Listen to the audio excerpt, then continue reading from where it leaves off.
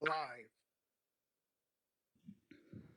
Thank you, Jody, and welcome community to General Council, March 24th, 2026. It's 6 p.m. We'll start with an attendance roll call, and we'll start over there with Amos.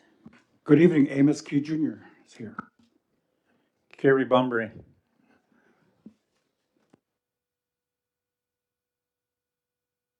Helen Miller. Audrey Paulus Bomberry. Dale Womberry.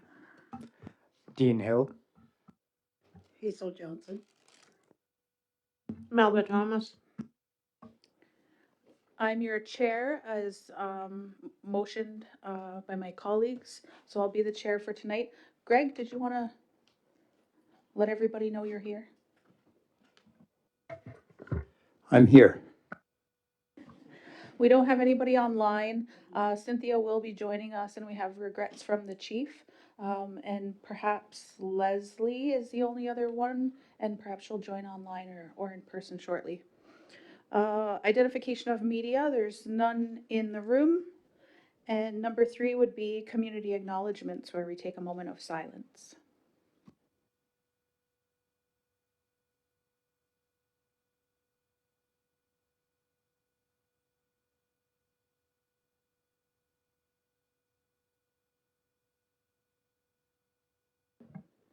Thank you so much. Adoption of the agenda. Does anybody have any additions? Greg, 1? The Heather Winterstein just update from yesterday. Perfect, thank you. Anybody else? Seeing none in a mover with the addition, Audrey and Dale. All in favor? Any opposed? Seeing none, that's carried. And the adoption of General Council minutes. This is from the March 10th meeting.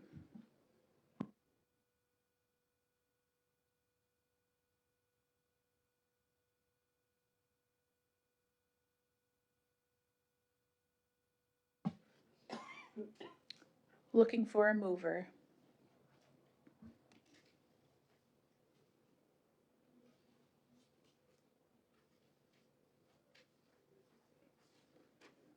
Dale will move. I'll second. Carrie will second. All in favor? Any opposed? Seeing none, the minutes are carried. We can move right into delegations. I see Jeff Thomas is here. You're first on our list, sir. First Nations Cable. Welcome. You know how to work the microphone, don't you? Yeah. So you're here to give us a fiber optic installation update. Okay, take it away. Okay, pretty exciting times now. We're just firing everything up, so we're starting to actually put customers on. We're actually starting to see some of the benefits of all our hard work. Our program is coming to an end. We got an extension for the service wires because of the early winter. We couldn't bury all the drops. So we're going to continue on with that. All the duct is installed. They're just pulling in fiber now. We have a few areas left to do. Splicing is ongoing. And it comes down to the service wires after that. We're firing up fourth line. We've got probably about 20 customers on right now. So pretty exciting times. So Does anybody have any questions for Jeff? Carrie, go ahead. Jeff, do you have all the receivers and modems or whatever else you need to once you to get connected to the houses? yeah, we have virtually all the materials we need. So like it's what we don't have at the office, we have our vendors are storing some for us. So like we buy like maybe 100 at a time type of thing, and they store the rest, and we give them a list of what we needed. There was roughly around 2,600 modems that we needed. So Is there like a packages that the homeowners would be able to purchase, or is it standard, or would you be sending something out where they can choose, or? Yeah, there's on our website right now, it's all available to the customers there. And, SNInternet.com will get you all the information, even the sign-up sheet. We have a number, like we requested, permission to go on property and, bury service wires. We had, the old Indian way kicked in where we had like 5 people down the road, and then all of a sudden we start hooking people up. Now everybody says, I want, what do I gotta do to get on service? So, we're running around. We can't bury drops probably we won't start that till middle of April or so, once it dries up enough to get a machine in there. So it's kind of, like I say, the old Indian way, everybody waits till the last minute kind of thing. Yeah, so anyway, that's kind of where we're at with that. We probably have about, between 12 and 1,500 drops left to bury, so. So that's where we're at with everything. Okay, we have Dale, Melba, Helen, and then Hazel. Yeah, I think you might have answered some of my questions already, Jim, but, so all your infrastructure stuff is complete It's along the pretty road? much complete, So yes. now you're just working on the laterals, connections to homes? Yes, that and, splicing and activating areas, Oh, yeah, okay. just basically lighting up the fibers. So is that timeline for individuals who want to have the lateral connection to their house, is that, like the free time is all done, or was that extended as well? Oh, no, it'll be freed up till, it's when we have to go back and, make a special trip, and when we're in the area, there's no charge for it. One thing we charge for is the modem. It's, Once, so once they get into a $75. package, you mean? Yeah. Okay, thank you. Okay. Melba, Helen, and then Hazel. Jeff, the last time you were here, I had mentioned about training our people, Mhm. and I'm wondering how many are trained and what areas, and will they be the people that are called when service is needed with breakdowns of some sort in their homes? Those kind of jobs. What kind of Absolutely. jobs? Absolutely. We have, right now, we have about 10 full-time employees, and they're gonna be looking after the network themselves. What we're doing here at Six Nations, we're also doing it on other reserves as well. We've expanded, we're working with Christian Island right now. Beausoleil, we got the island's pretty much done. We ran into, again, wintertime. They had 15-foot banks of snow that we had to work around, so obviously we didn't do any more with it, but that'll be completed probably and lit up probably by July. So, and we're also approaching other reserves as well. We're asking for VCRs and going building and training other reserves to run their own network. The importance of owning your own infrastructure, keep these big telcos out. It's a strong word, but I use it all the time. Is that these big telcos go in there and they just rape the communities, take everything they can out of the communities. Or what we're doing is we're trying to teach the communities and trying to keep the money back in the community, create some jobs, and provide themselves with their own infrastructure and their own services that are required. So that's kind of where we're working with. It just doesn't end here. It's gonna go throughout Ontario and hopefully through Canada. Jeff, if you wouldn't mind just bringing your microphone a little bit closer down in a Okay. little bit. Thank you so much. It's hard for community to hear online, Okay. and you seem very soft-spoken. At times. Yeah. We have Helen and then Hazel. I was just wondering what they were doing in front of my place today. They're It was pulling fiber almost today, all day. Is yeah. that what they were doing? Yeah. So is it ready to get hooked up? The splicers will come in behind that. Oh, So probably, I would think within 2 to 3 weeks we should. so have that. how are people being notified? Like, how's people being notified that they can Just, hook up? we've, well, everybody knows, first of all, Facebook is going crazy right now. TikTok is also going crazy right now, with information, different ones that hooked up, doing the comparisons, and it's all positive, which is very good. One of the things that we're doing is we're running what we call a symmetrical system. We're the first ones to be doing this. The CRTC and the Universal Broadband Fund set a standard of 50-10. Our basic package is 100 by 100. So the way the technology is going right now, over this next little while, you're going to see everybody. It's totally interactive, which means you have two paths. And what's happening is the demand side, which is the request side, I guess, where you have traditionally you have a smaller bandwidth that goes that way. And with, for example, games, people are talking to people around the world while they're playing games.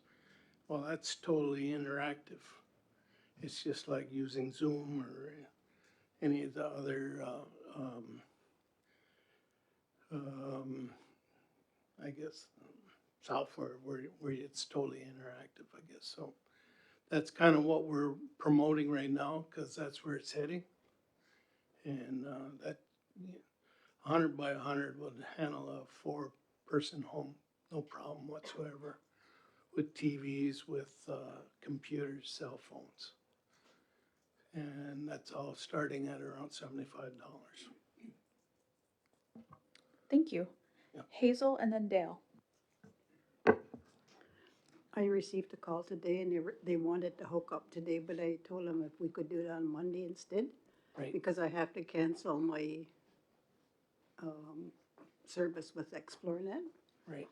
So I didn't want to cancel ExploreNet today, and they might not, or they might have canceled it right away.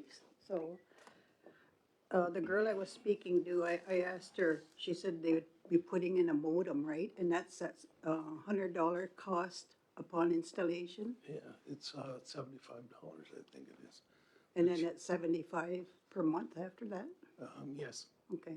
And there's other services. That's just for the broadband side of things. Oh, yeah, okay. If you want TV, nowadays everybody's streaming their own services. So TV and telephone, they're not really a big, they're like maybe 20% of your customer base will take those services.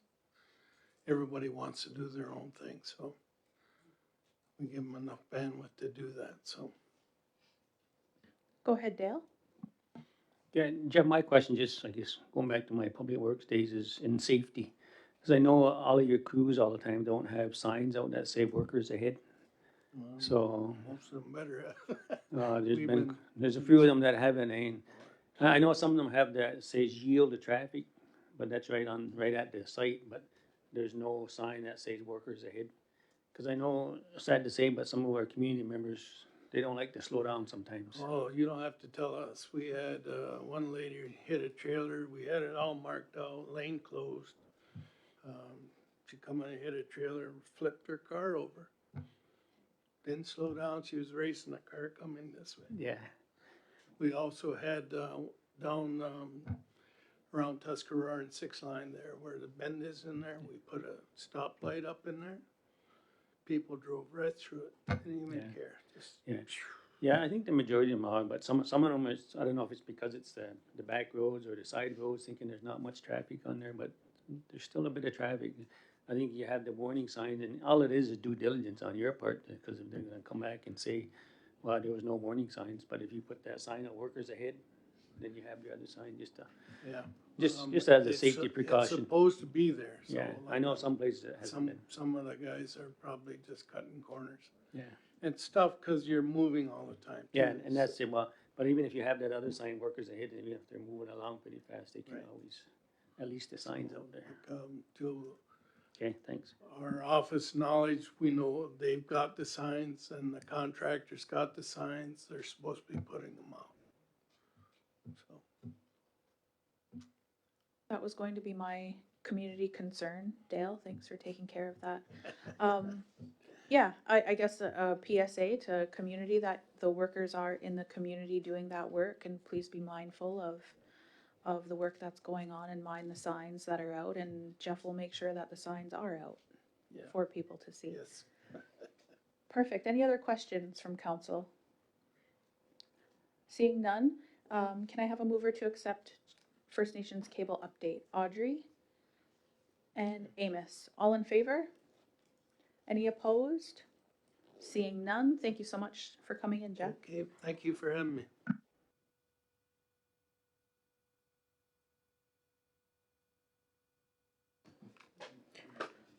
Okay, council, we have 3 other delegations this evening, to my knowledge, looking at the agenda. Second on the list is Christopher Watty, Joint Task Force Central Headquarters, Indigenous Summer Program. May not be available just yet, not scheduled until 6:30, so we are a little bit ahead of schedule.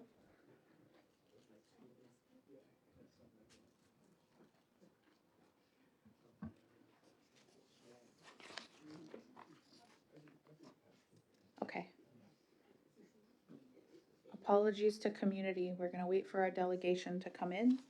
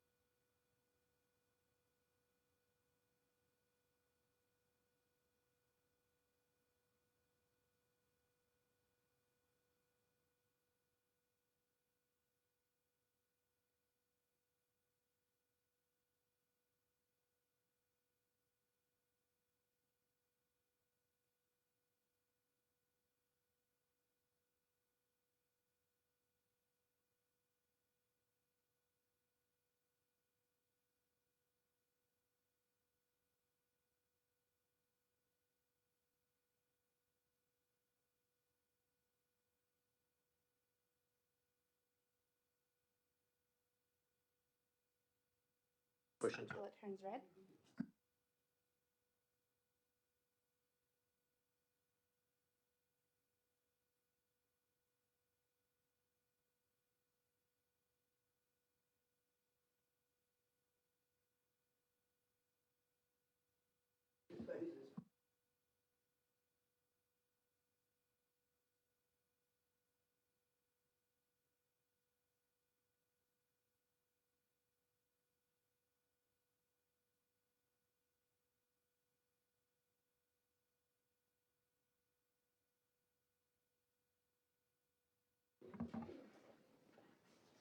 Okay, welcome. We'll give you a couple minutes to get set up here.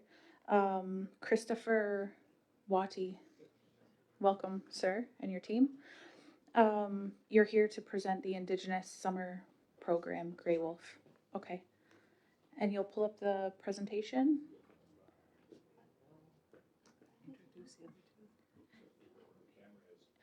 It moves around. So while they're doing that, perhaps you could introduce your team?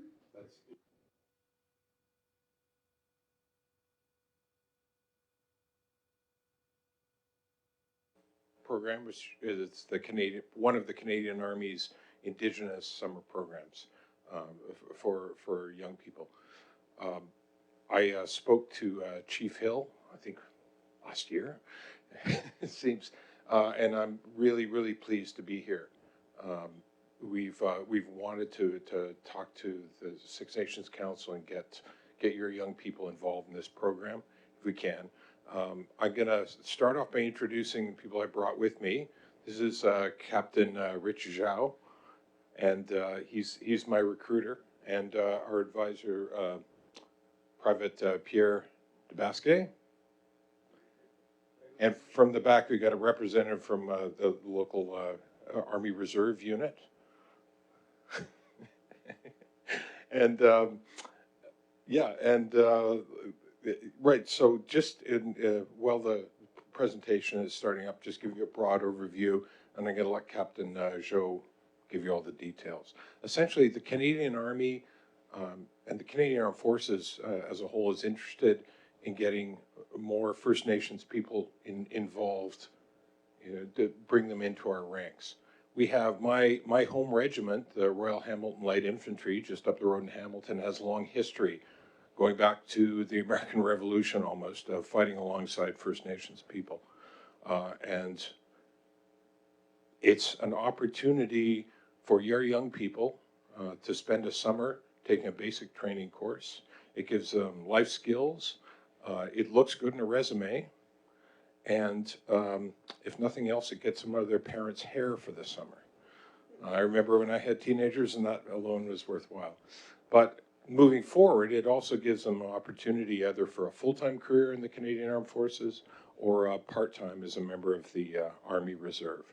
Or if they decide it's not for them, they do the summer training program and then they go home. But at least they get a summer job out of it. So it looks like we're ready to go. So I'm going to hand over to Captain Joe. And again, I'm sure he'll say so at the end, but we'll be here, happy to answer any of your questions. We'll give you all the contact.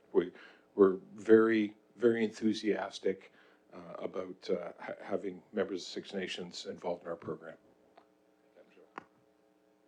Actually, if you can use a mic on the table there, just push it and it turns red, then it's good to go. All right. Hi, everyone. As introduced, I'm Captain Joe. I'm the Grey Wolf officer and recruiter, and I'll just talk a little bit about the Grey Wolf summer program. So as you can see on the slide there, the dates for this year are 8 July to 21st of August. This is just our information. Myself and Sergeant Adjman, who can join us today, we deal directly with the applicants. So that's our phone number and email address. If anyone has any questions, they can reach directly out to us, and we'll be happy to answer any questions. So just on the agenda today for this PowerPoint, we're going to go over the overview of the Canadian Armed Forces and the Grey Wolf intent and overview. We'll go over the program name, design, tentative course schedule, the pay and benefits, eligibility requirements, occupations that are available, and the application process. So just starting off with types of employment at the Canadian Armed Forces. To break it down simply, we have what's called the regular force, which is full-time active duty. So think of this as a full-time career. You can be posted at any base throughout of Canada, working a typical maybe 8 to 4, 9 to 5 job. Obviously, the hours will vary depending on what your mission is and what your duties are. Then we have the reserve force. This is our part-time. Trainings are usually done over the summer and the weekend. This accounts for those who have full-time jobs outside of the military or who are in schooling. They can volunteer for deployments and also have the opportunity to do full-time contracts, sort of choosing instead of being posted across Canada. So with the Grey Wolf program, they will be sort of pushed towards the reserve force, but if they finish the program and decide they like it so much that they want to go regular force, that is also an option. Members who join under Grey Wolf will be non-commissioned members. These are our skilled experts with hands-on experience and trade specialties that are required to conduct all CAF operations. The benefit of this, there's no experience required. Out of all the occupations, the Canadian Armed Forces will train that member up to the required level. May be eligible for education subsidized through skills development program. It's roughly $2,000 per year, up to a maximum of $8,000 for 4 years upon completing the basic military qualification, which is granted through completion of the summer program.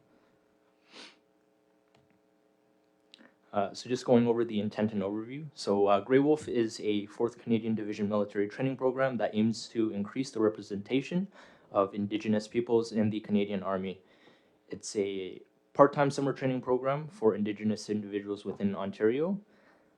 And again, it's a unique military training program that combines Indigenous culture and military training. It helps develop self-confidence, self-discipline, teamwork, time management, skills, respect, and fitness. And this year it's actually located in Petawawa, Ontario. In the previous years it was in Meaford, but we moved to Petawawa. It's a larger base and we can support more with a bigger size. Those are just some important dates to notice. Application deadline being 13th of May with the course starting on the 6th of July. And it's running all the way till the 27th of August.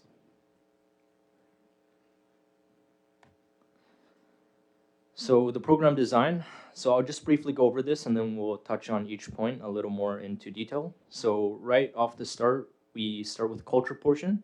That takes about a week. They'll go into their basic military qualification, which is that course that all members must complete when they join the Canadian Armed Forces. This will cover fieldcraft, dress drill and deportment, fitness training, weapons training, first aid and CPR.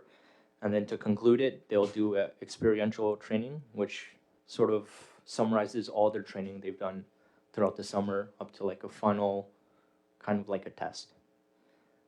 So we'll just go a little more in detail and I'll have Pierre take over here.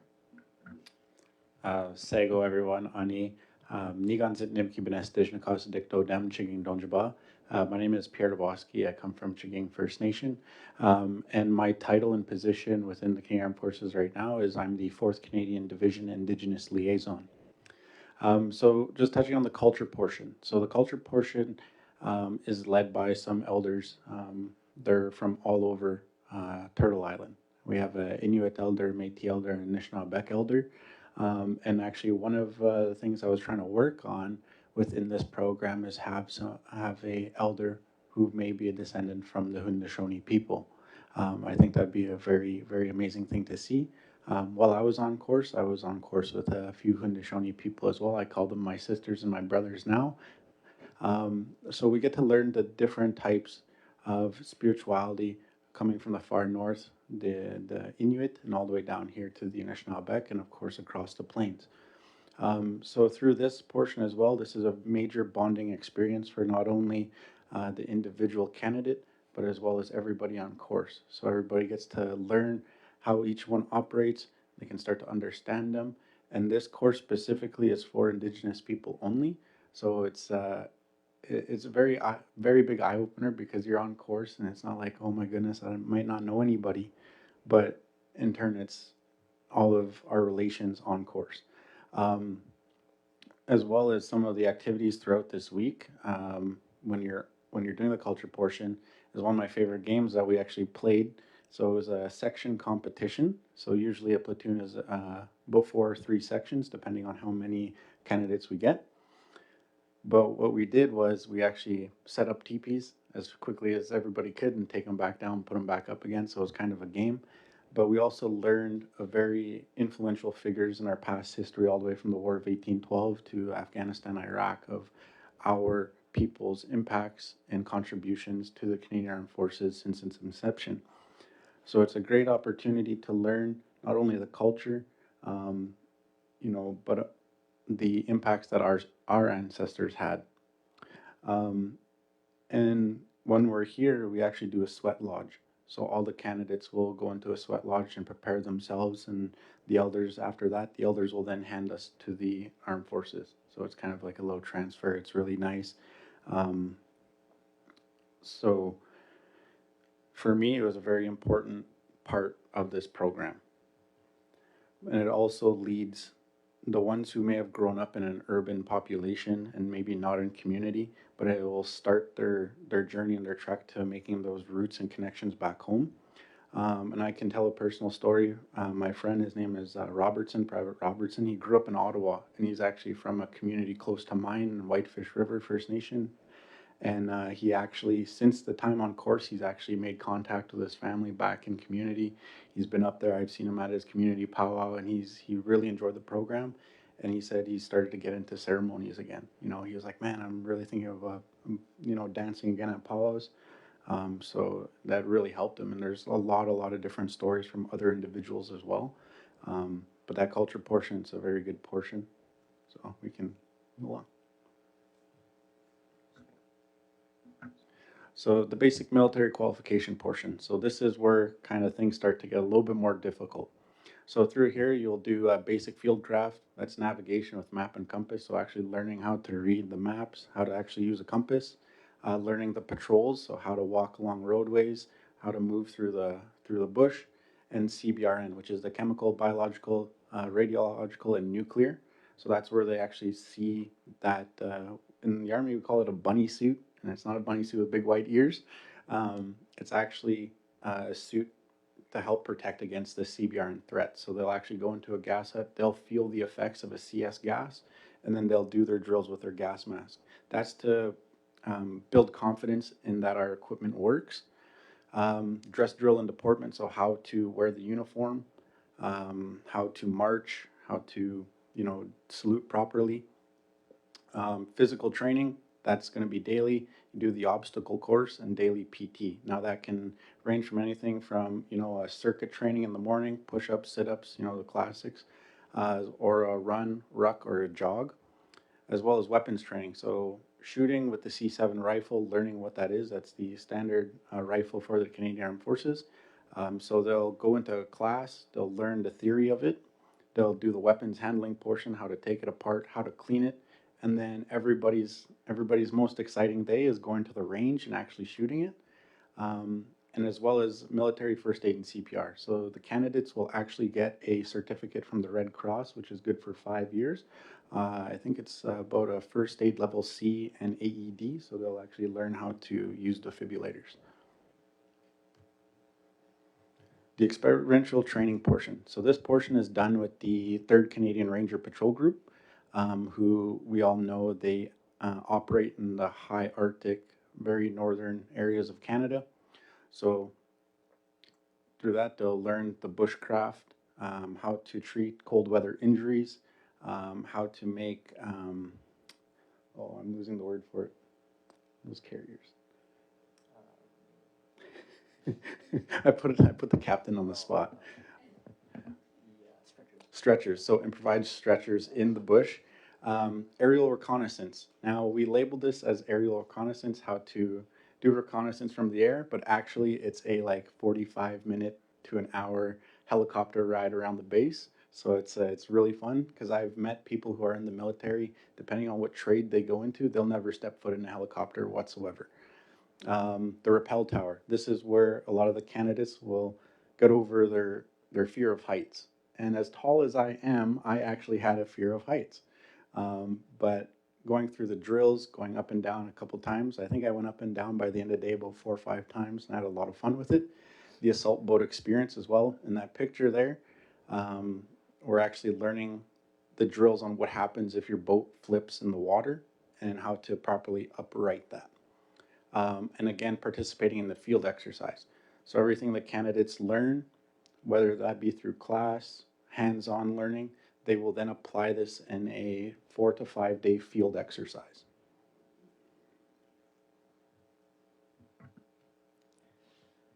And just going to go over some pay and benefits here. So upon completion of this course, candidates are granted with the Canadian Armed Forces Basic Military Qualification. This lasts with them for 5 years. And what that means is upon completion of the program, if they decide that right now is not the right time for them to continue with the military, they can leave. And that course stays with them for 5 years. So if sometime down the line they decide, oh, I do want to pursue a career in the Canadian Armed Forces, they don't have to repeat the course. So that lasts with them for 5 years. When they do join up again, they can continue their career path in whatever occupation they decide. During training as well, they're provided with meals and accommodation, all the equipment used during training, transportation from home to and back, Petawawa, and it approximately collect $9,000 in pay over the summer, which is not too bad. And upon completion, again, they're guaranteed 5 years of summer employment following the program.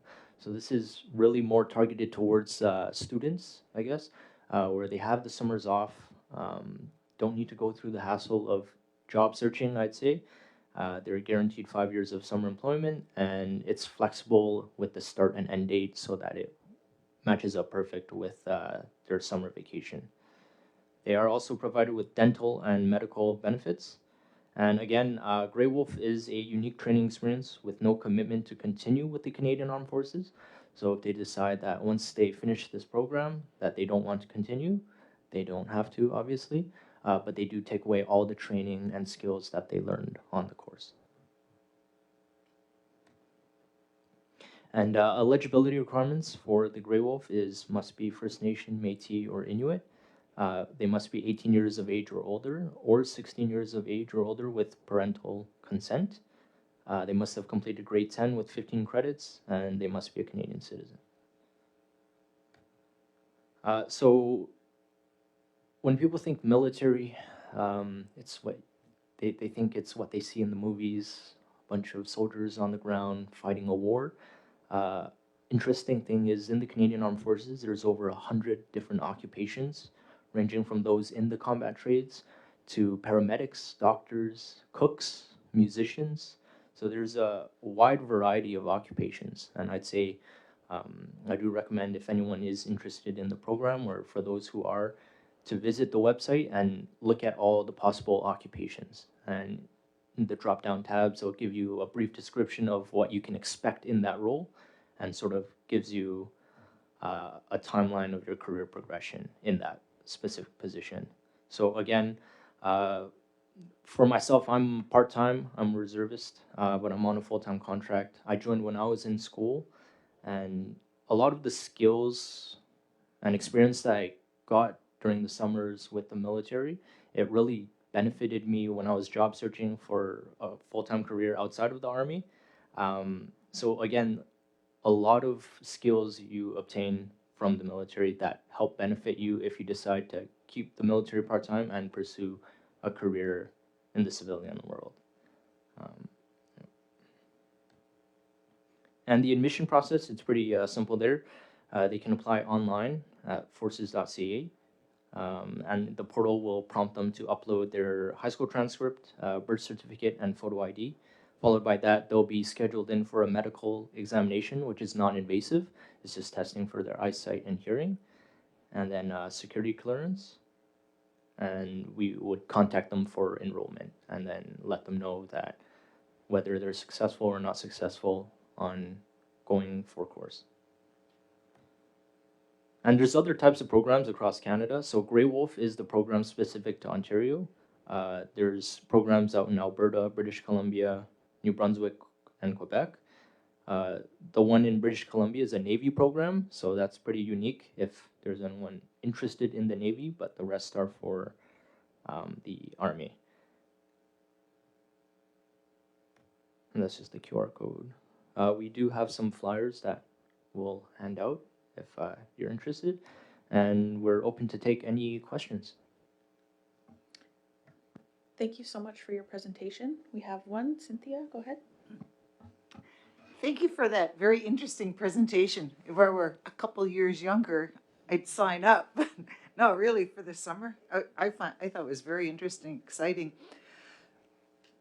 Not having any information about the Army and being a sergeant, a major, a general, or whatever one is, and I noted one of the caption there, it was non-commissioned members.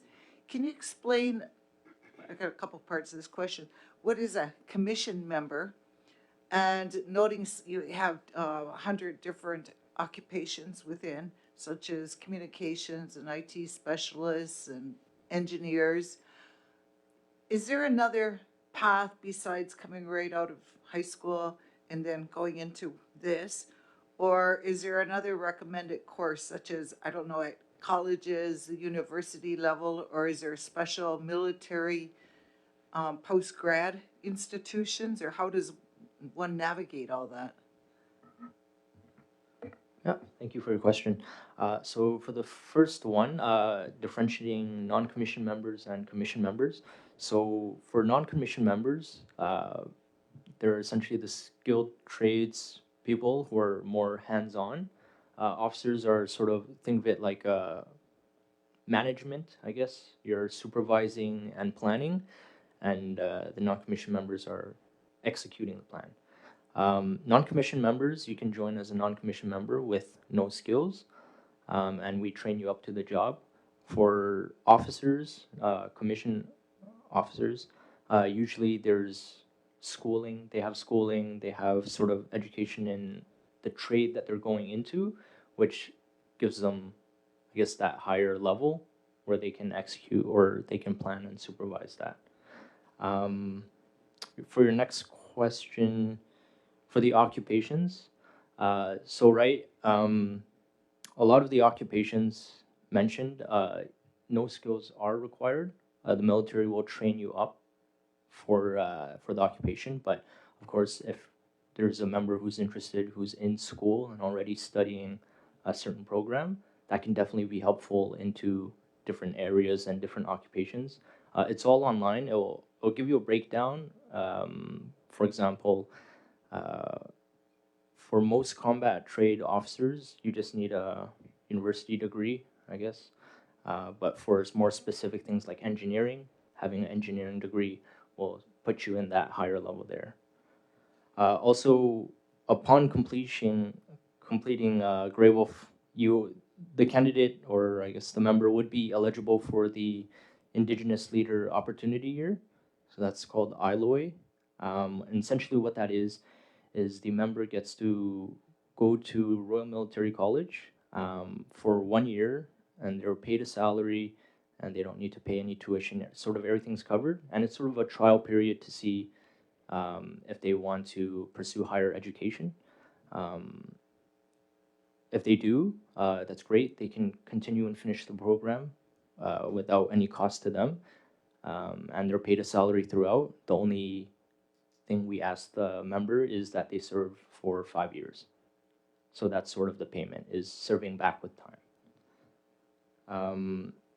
And for reservists, so again, I think I mentioned a little bit there. If you're studying towards a degree, the military will not fully cover, but they'll supplement $2,000 a year, up to $8,000. So 4-year program.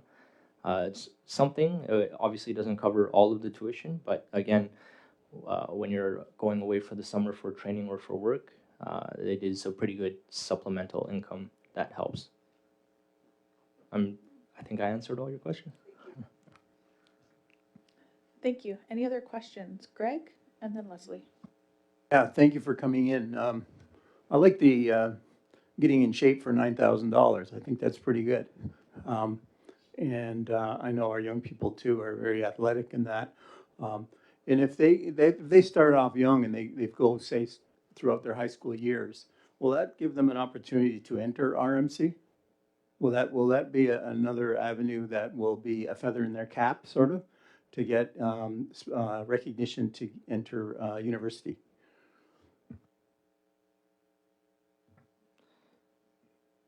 Sorry, if I understand your question correctly,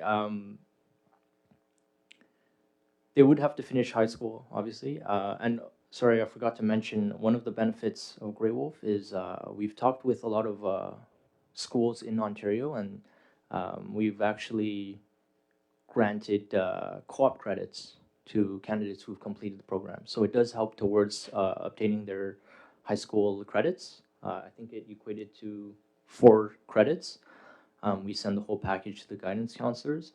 I wouldn't say it directly helps them get into the Royal Military College, but it definitely does give them a benefit that they've been in that military culture. So when they apply and should they be accepted into the Royal Military College, that it benefits them a lot.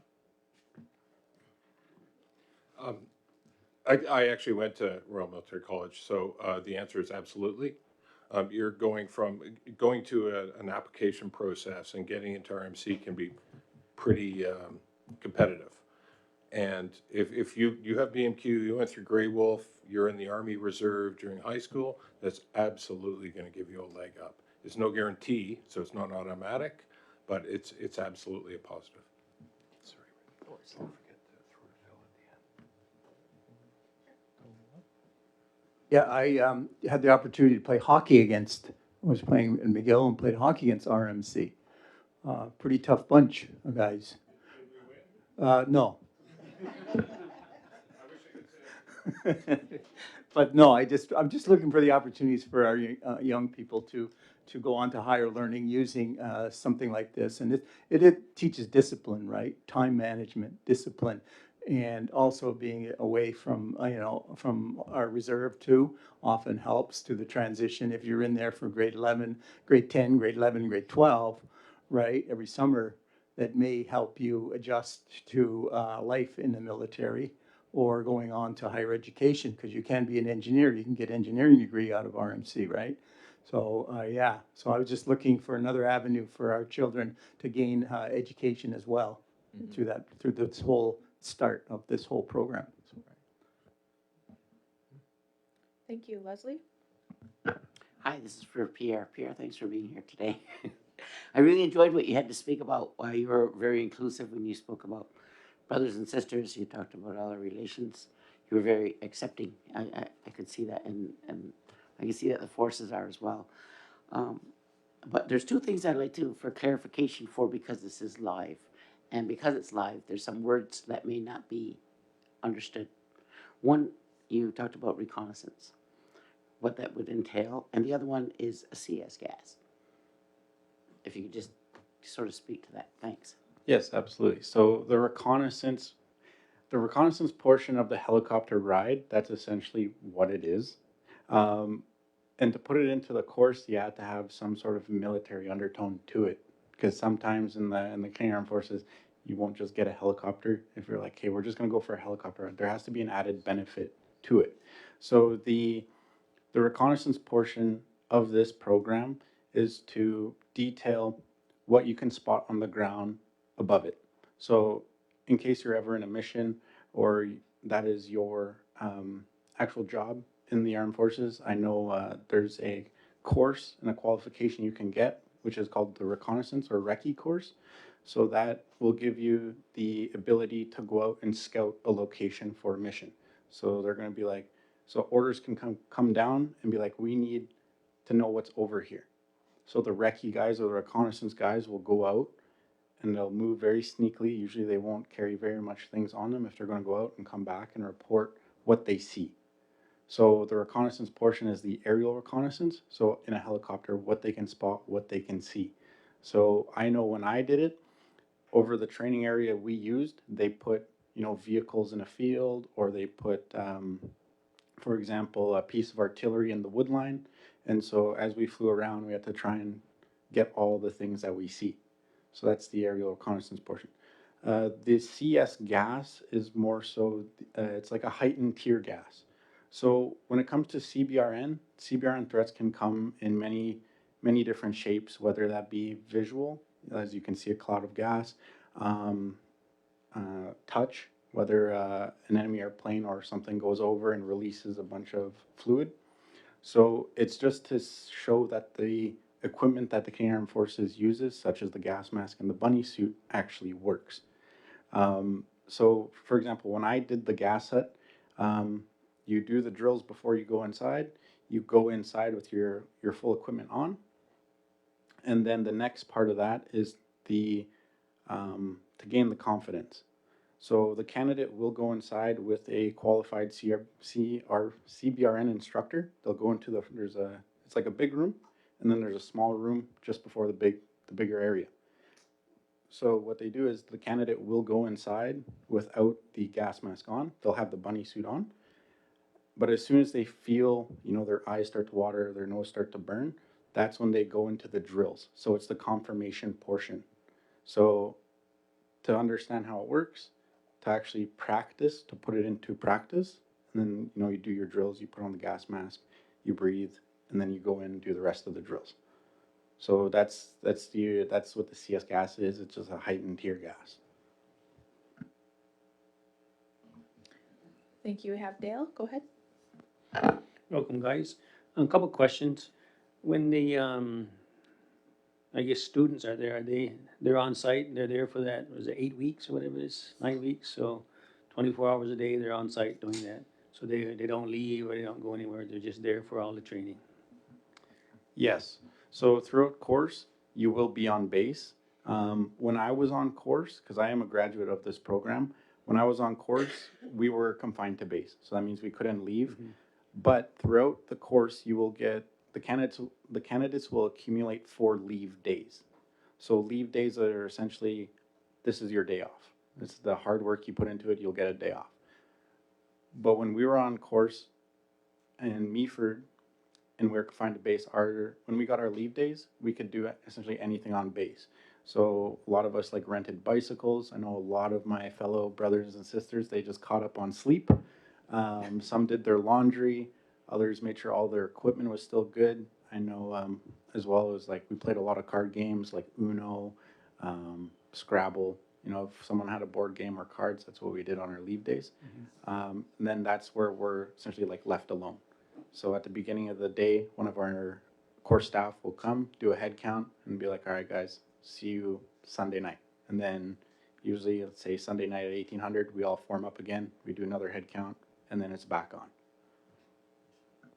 So within the Canadian military, is there like a goal or objective that you want to meet in regards to Indigenous entries or participants to be a part of this? Or is it just whoever? Yeah, I guess the overall bigger goal is to just increase as much as we can, just so we have that representation. Because the Canadian Armed Forces is made up of many different people, and we all bring our sort of background and cultures, and that's what makes Canada Canada. And it would be great, obviously, if we have as many representatives that represent Canada in the military. So I know for this year, the program, we aim to have 75 candidates, and that's grown from the previous year. We've had 39, so it's a big growing program, and we're glad that it is growing, and we are obtaining more and more of that identity. Yeah. So all the information you're gonna leave, does it have all your website access information that people can pick up and take and whatever? Yeah, so I have some flyers in my bag that I'll hand out after. We will leave a poster as well that has our email, phone number, QR code, just to contact us. I do want to bring up my colleague Phil here. He's just, his armory is really local here. So if there are any members in Hamilton, most likely the reserve unit would be at the RHLI. So I'll just have him do a quick brief. Thank you. Well, good evening. My name is Captain Phil Warner, and as you can tell by my gray hair, not only am I wise, but I've been in the Army for a few years. So I'm just here to represent a reserve unit, the Royal Hamilton Light Infantry, which is based in London, London, that's my old home, Hamilton and Burlington, and which is obviously would be a local unit for any of the young people here that would want to join. And I'm kind of here more so if they've completed the Grey Wolf program, we're kind of like the next step. So they could join our unit right after they've done their basic training with the Grey Wolf, and they could carry on. I can't say enough about the program as for young people as a way to, if they're going to school, it's a great way to supplement the income to pay for school. I can speak from experience because it got me through university when I was 17 years of age, and I've stuck in the last 42 years, so I must be doing something right. And my boy right now I finished high school, and he's doing his next level of training in Kingston right now. So it's a great program. It's not for everybody, but the Grey Wolf is a good way to get that introduction. And then once they've completed their Grey Wolf, they could transition to their RHLI, the Rileys, and they could carry on with a second career doing whatever they want to do afterwards, or finish high school, finish university, and they can still stay in the Army and do it as a second job. Quick follow-up, Dale? And one more question. Yeah. So whether you're full-time or a reservist, you all get the same benefits? like with the medical and everything else, they all get the same benefits, or if you're full-time active, you get better benefits than somebody who's a reservist? So the benefits for reservists are a bit less than those that serve full-time. Because again, for full-time, regular force, that's like more of a full-time career. And that's what would be expected when you're doing a full-time job. But again, with the reserves, which is part-time, you do still get some benefits. Like I mentioned, there's the basic medical and dental, but not to the full scale of the full-time. Thank you. One last final question from me. We're all sticklers for time. I'm sure you guys are too. You're on our agenda until 7, so in 4 minutes. Might you be able to tell us if there's any challenges that you see with individuals coming to this particular camp, how you address them, and how parents sending their children might address those beforehand? Yeah, I can actually take a go at that question. Thank you for that. So while on course, for example, while on course, there are medics, and there's medics there who are able to see the signs of withdrawal, for example. So while they're on course, it is a dry course. I want to say that it is dry course. There's even the food we eat is like we can't get any monsters, we can't get chips, we can't get pop or anything like that. So there is a lot of health benefits to it as well to help build that regiment as well, you know, taking care of our bodies and what we put into them. So there are medics there who are on course all the time who are trained to see the symptoms of withdrawal, and when they see that, they can actively take care of that to the best of their abilities, as well as the mental health side of things. Throughout course, the elders will be there the entire time. So that helped me a lot because growing up, I was a very ceremonial person. I attended a lot of sunrise ceremonies, sweat lodges, anything you can think of. I've probably done most of it. So they're there to, you know, if they need to smudge, they need to, for example, do tobacco ceremony, they're able to do that as well. Sunrise ceremonies, the sweat lodge itself, it helps a lot. And then towards the end of the course, there is drumming. So that helps a lot as well. But the candidates also go through a qualification. It's called the Sentinel Training Program. So every Grey Wolf candidate will come out of course with this awesome little patch.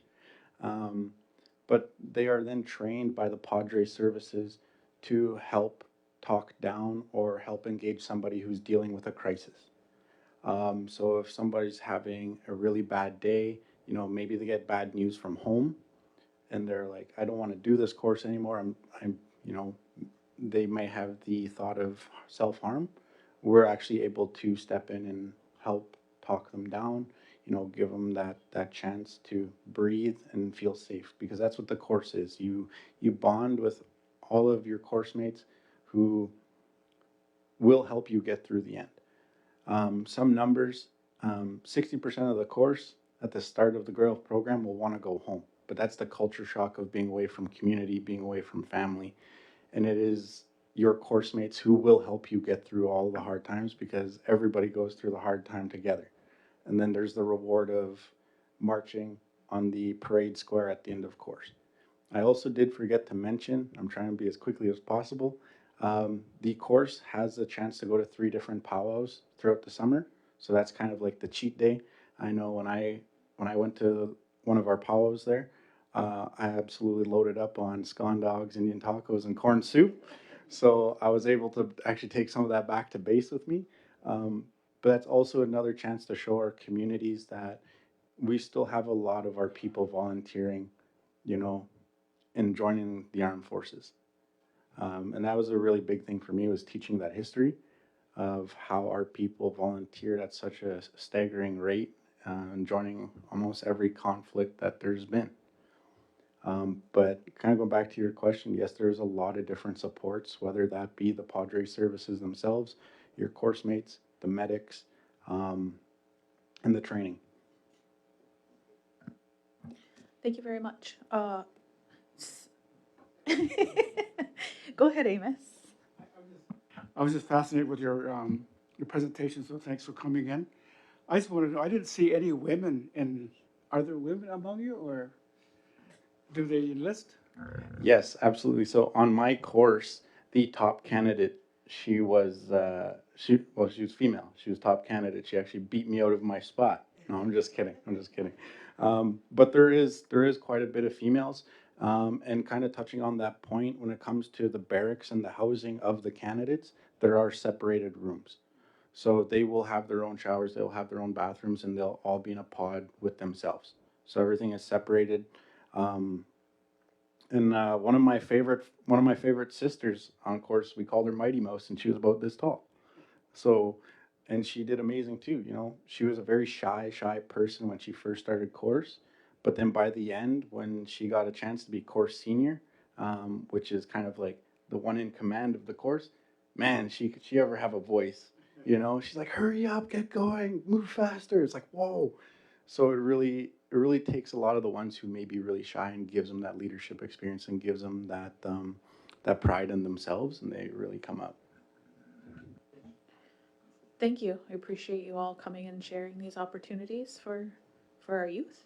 And we'll take any information that you have for anybody that would like to come and grab it from council. Yeah, tonight.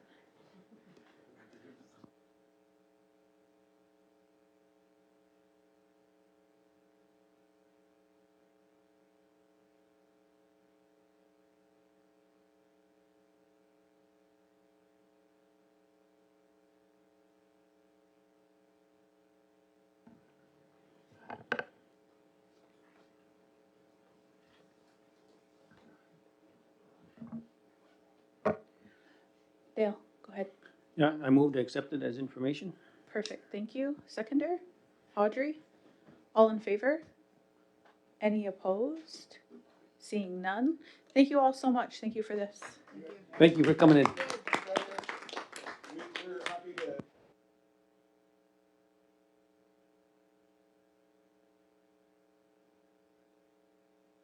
Clearly younger than that. Oh, what a guy, what a guy. Sign her up. He's got your application ready. They were at Chiefs of Ontario. Oh, okay. The Bosque. Okay. I don't know which of the other ones. But,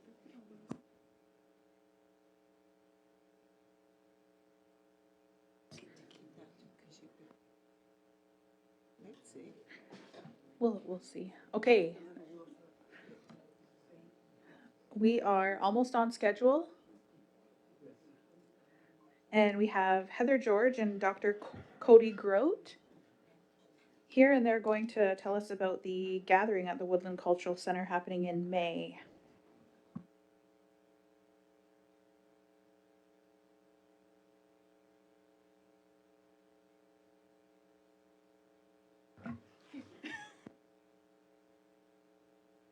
Like that. There we go. Oh, Sewa everyone. So it's lovely to be here again in front of you. For those of you, I think I've met almost everyone. I'm Heather George. I'm the Executive Director for Woodland Cultural Center. And this evening I have Dr. Cody Grote with me. So I'll pass things over to Cody to introduce himself. Hello, everyone. Thank you for having me. This is my first time presenting to council today. I'm a band member here, Ganyakahaga citizen. My grandparents, Stanley and Jean Grote, were from Six Nations as well. Jean Miracle, Stanley Grote. It's been a while since I've been in community all day, so it's been wonderful to spend the day with Heather at the Woodland Cultural Center, and we were just at Six Nations Polytech presenting some of this information to community as well. So it's wonderful to share some of this context with everyone. Presently, I work at Western University as a professor of history and Indigenous studies. I owe my whole education to Six Nations and to Grand River, so it's wonderful to be here and explain some of the work that I'm doing in collaboration with Woodland. So we're here this evening to present to you about a project that we are hoping that you will support. a number of months ago, almost a year ago now, as part of the capital campaign process, we met with representatives from National Bank. And they were less interested in funding the capital campaign and more interested in funding a UNESCO World Heritage designation. And in the world of arts, culture, and heritage, when someone wants to fund something for you, you usually accept with some conditions. So we'll explain some of the conditions and also the process that we're looking to undertake, which this is just the first in a number of steps in a process that would take approximately 10 years. So you can't get rid of me yet. So I am more than willing and able to answer questions during the presentation if you have them, or if you'd prefer to wait after the presentation as well, whatever would be preferred, but after works as well. So to explain a little bit of my educational background and how I came to this project specifically, my PhD looked at the commemoration of sites of significance to Indigenous peoples. I also previously served on the Board of Trustees for Chiefswood as well. And I have a book coming out this year that looks at the national commemoration of historic sites. My master's degree was at the University of Birmingham in England, and it was specifically a degree in UNESCO World Heritage Studies. So after Heather had that really productive conversation with National Bank and being a community member and having worked with Heather before, she thought that I might be somebody who could provide some context to this initiative as a project lead. So it's very early in the project, and I'm just going to really briefly explain what a UNESCO World Heritage designation is. Heather mentioned it's a 10-year process, so I'm going to explain how we are in year 1 of potentially many years to come, and I'll walk through some of the other nations that we're working with across Canada. So if I might ask to go to the next slide. So for context, UNESCO World Heritage Sites are governed by, overseen by UNESCO, which is the United Nations Educational, Scientific, Cultural Organization. In 1972, the international community ratified an international convention called the UNESCO World Heritage Convention, which set out a list of criteria for designating sites of international significance. These are evaluated through what we call the World Heritage Criteria, very simple term there, and it looks at sites that are culturally significant or naturally significant. Examples of UNESCO World Heritage Sites from around the world include the Great Barrier Reef in Australia, the Rocky Mountains here in Canada, the Pyramids of Giza in Egypt, Auschwitz-Birkenau concentration camp in Poland. There's quite a diverse range of what UNESCO World Heritage Sites are. There are just over 1,100 UNESCO World Heritage Sites that have been designated in the past 55 years. And when potential World Heritage Sites are being evaluated, the central question that is asked, according to this convention, is this property of outstanding universal value? Now, that can be evaluated for natural significance, but when we're looking at the cultural significance of something, some of the outstanding universal value criteria looks at the architectural histories of a building, the cultural achievements that have taken place at a site, or significant moments in global history, like, for instance, the Holocaust at Auschwitz-Birkenau or the constructions of the Pyramids of Giza. Taj Mahal in India, there's really a broad range of what's been deemed internationally significant through the UNESCO World Heritage Convention. Next slide, please. So for background, again, as Heather mentioned, approximately 1 year ago, the Woodland Cultural Center had a very precursor conversation with National Bank, and they asked the question about potentially having the former Mohawk Institute Residential School go through the process to be designated as a UNESCO World Heritage Site. Now, one thing that I flagged after those early conversations is a central component of a World Heritage designation is what we call comparative analysis. So what eventually UNESCO might do is look at any other site around the world that is similar to the narratives or the significance of the former Mohawk Institute. And they might say, Well, how can the former Mohawk Institute Residential School be the one site that's internationally significant when, say, the former Kamloops Residential School addresses similar histories and it's similarly in its architectural preservation to about the same extent as this building is? So what I proposed, and what Heather and National Bank and I have had conversations about, is what we call a serial site nomination. Now, other places around the world have done this, and what would happen is there would be several different sites from all across the country that would be nominated together as a single UNESCO World Heritage Site. And that's how we've developed this early proposal, which we've tentatively called Reclamation and Reconciliation Sites of the Indian Residential School System UNESCO World Heritage Designation. So after some early conversations with Heather, what we decided is that we might gently gauge the interest of other nations from across Canada that have extant residential school buildings to see if there might be a passive interest in working collaboratively on a joint World Heritage designation. Next slide, please. So as I mentioned, and I'll also get to on the next slide, this is roughly going to be a 10-year process if the nation decides to move forward with it. The first step for any UNESCO World Heritage designation anywhere around the world is being added to a country's World Heritage tentative list. Every country in the world has a UNESCO World Heritage tentative list, and this is essentially the short list that a country says in the next 10 to 15 years, these are the sites that we are going to nominate to UNESCO for consideration as being internationally significant. Canada updates its World Heritage tentative list every 10 years, and the last time they did this was in 2017. So we are working on the assumption that Canada will update its list again in 2027.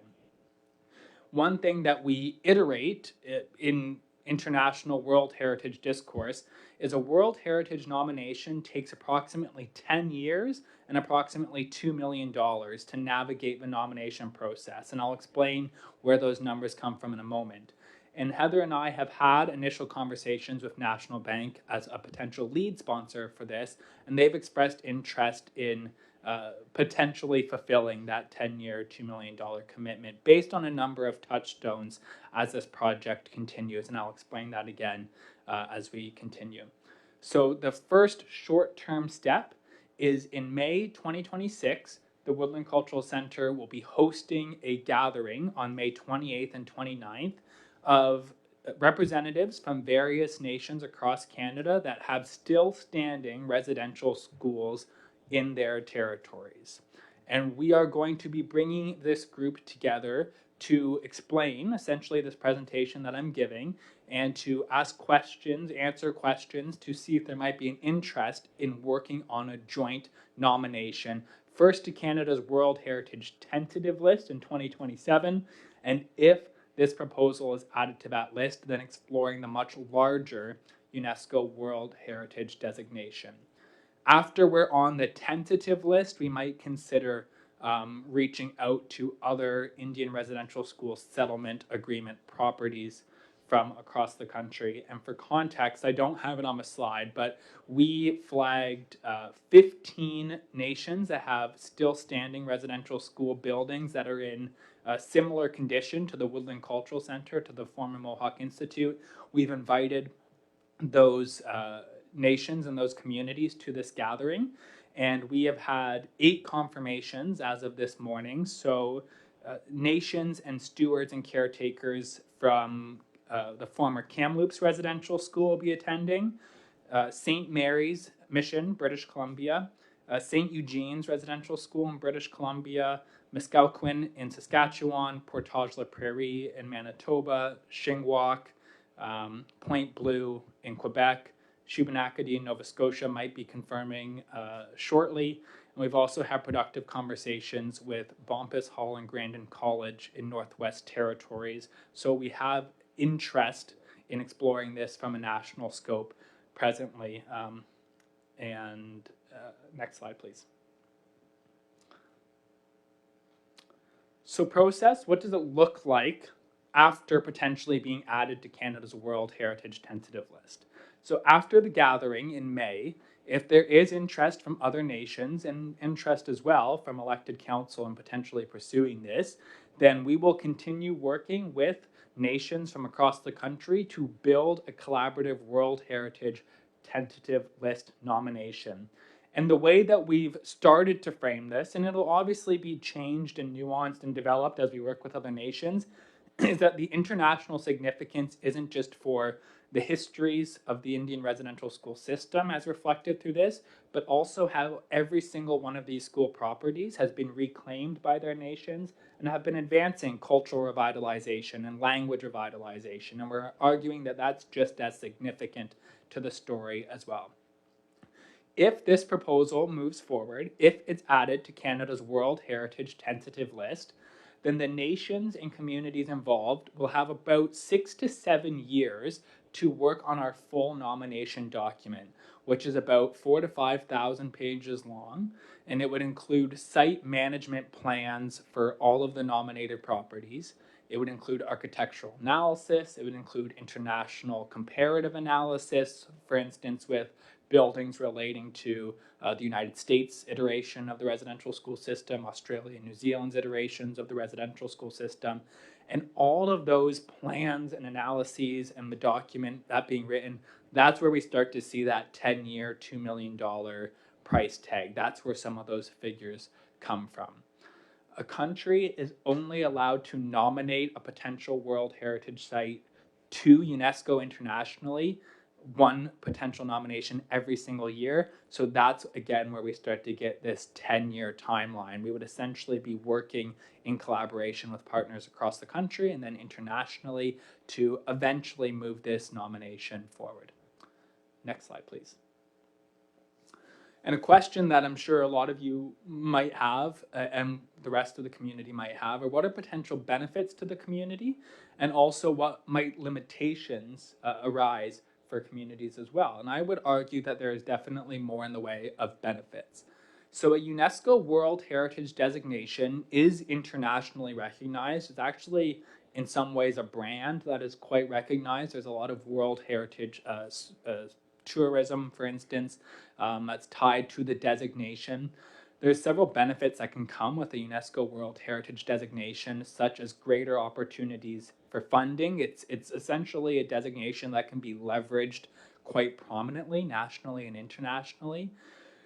Assured preservation, and I have that in brackets, aligning with the interests of nations and site stewards, because every 10 years, a designated World Heritage Site, so if it were eventually named a UNESCO World Heritage Site, every 10 years, there'd be international analysis by experts from across the country who would come to the site to assure that it's being properly maintained and cared for. But conversations I've had with a lot of nations have touched upon how when we draft our nomination, we can really situate it within UNDRIP, the UN Declaration on the Rights of Indigenous Peoples, and say that preservation for Six Nations might mean different things than preservation from Western heritage values. So if the building over time, if nation and community has decided we don't want to retain that building anymore, we could argue it's still significant, it's still being preserved within a way that's culturally relevant and applicable to nation and community. So I say assured preservation within the interests of nation and community. Similarly, the same for tourism potential. There is greater tourism potential aligning with the interests of nations and site stewards as well. And I'm also going to really quickly wrap up accountability for municipal, provincial, federal partners as well for collective stewardship. The last slide, please, before questions is Six Nations Elected Council and why we would like to speak to you in particular today. A vital component of any UNESCO World Heritage nomination is the written consent of the property owner. And the property, the former Mohawk Institute, is the property of elected council. So our present initiative includes consultation of survivors. We're engaging with that now, intergenerational survivors and community members. But an actual nomination to Canada's World Heritage Tentative List, potentially in 2027, And the final World Heritage nomination, if we move forward in approximately 2032, we'll need the signed approval of Six Nations elected council as the legal property owners. So we are approaching you today with information, with context, and our first question after this initial presentation will be support for this site engaging in the gathering in May 2026. And my last slide is just question and answers, and I'm more than willing to answer any questions and answer to the best of my ability. I see hands raising. I'm glad you're ready for them. So we have Amos, Cynthia, and Dale so far. As the external board member from the council on the Woodland Cultural Center board, I vehemently nominate and move on this resolution to support the seeking of the UNESCO designation as a World Heritage Site. Thank you. Thank you, Amos. Cynthia? Thank you for your very interesting presentation. Right up there with the Great Barrier Reef we could be, right? Chair. So currently, are there any of these UNESCO heritage sites in Canada? And immediately, I'm thinking is Niagara Falls one? So and I have another question. So there's 32 UNESCO World Heritage Sites in Canada. I think I would say 5 relate to Indigenous histories. The closest one geographically to us is a site called Pimichuianaki. It's an Anishinaabe cultural landscape on the Ontario-Manitoba border, several thousand kilometers, and it's deemed internationally significant for the ways in which the land relates to Anishinaabe identity and culture and the interrelationship between the nation and the people. But the Rocky Mountains, Old Quebec City, L'Anse aux Meadows, the Viking settlement, those are some other examples in Canada. Okay, my other question, I was trying to follow your explanation. It's a 10-year process, that was clear. There's a lot of work involved without going into all that. In Canada, picks one or nominates one every 10 years. But when you were explaining, you said something about in Canada picks one every year. I was not sure. Sure, yes. So if we're added to Canada's World Heritage Tentative List, which might happen next year, if we move forward, then once we finish writing our 5,000-page nomination, there's about 12 other sites in queue right now that have already prepared their nominations. Canada gets to choose one of those a year to be considered by UNESCO internationally. So that's sort of that 1 a year timeline was once the nomination is all written, all said and done, then Canada gets to choose only one a year to submit to UNESCO. Thank you. We have Dale and then Greg. A couple of things, Chair. I know Amos put a motion on the floor, so, and he didn't get a seconder, but I think his motion is, and to clarify with the presenters there, because you said you don't need the actual support till 2032, and I think that's what his motion has, is giving the resolution to support the application. But I know your motion on our file is to support your May 28th event, so I just wanted to clarify what we're doing here in relation before I ask my question, so. I can Amos? answer. And then support the event on May 20. So, yeah, currently what we're requesting the support of council for is a letter that says that we can participate, that the site and that council support us participating in the gathering that we're hosting. So that would be really lovely if you do. And then once we have that gathering and we've gotten, we see how many sites are actually interested in pursuing it, then the next step would be to come and ask you to support us going forward with the full nomination. So just trying to clarify there, Chair. But my question is, it seems like Canada has a lot of authority to pick and choose who. And I guess what's the guidelines that would enable this being a success? So the way that Canada approached this in 2017, the last time it added sites to its tentative list, was a national committee of heritage experts were compiled by the federal government, and an open call essentially was made across the country for potential World Heritage sites to nominate themselves. 42 different sites across the country submitted themselves to be considered, and 9 of those were chosen to be on Canada's World Heritage tentative list.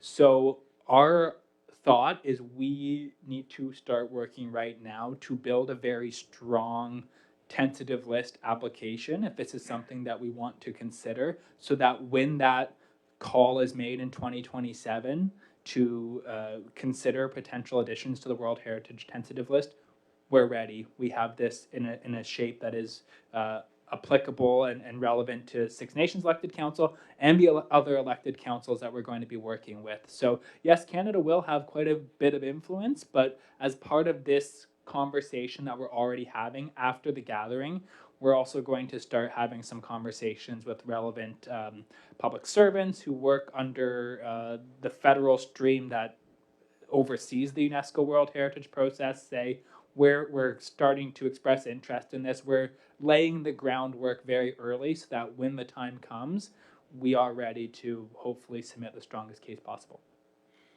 Okay, my other question, I guess, a little futuristic here in the sense that if it does become one of the UNESCO sites, and I know, and you talked about the architecture of the building and different things. I guess 2 parts. Does that have to maintain at that level and stay, so you can't change the design, come in there and add something to it? Is that a restriction on the guidelines? No. So if we articulate that the significance of the property is more so for the cultural values of the student experience and then also the reclamation of culture, and we shift the significance away from, say, just the architectural values of the building, then we can approach it in such a way that the building can evolve over time and still be deemed a UNESCO World Heritage Site. So there's ways of navigating in a way that wouldn't handcuff the community by any means. And this is just building on that. That's part of what Cody was mentioning with including the UN Declaration on the Rights of Indigenous Peoples. By referencing that within our material, we're saying that the priority of this building is not the architectural styles or the Doric columns on the front of it. It's what we've done with the building and how we actively use it as a site of reclamation. So then that's what gets prioritized in the designation. Yeah, and to me too, I think a big component is the stories of the survivors, what actually happened in there. I mean, that's the cultural significance of that place, is what happened to our people. And to me, I think that should be a big part. So let the world know. Greg?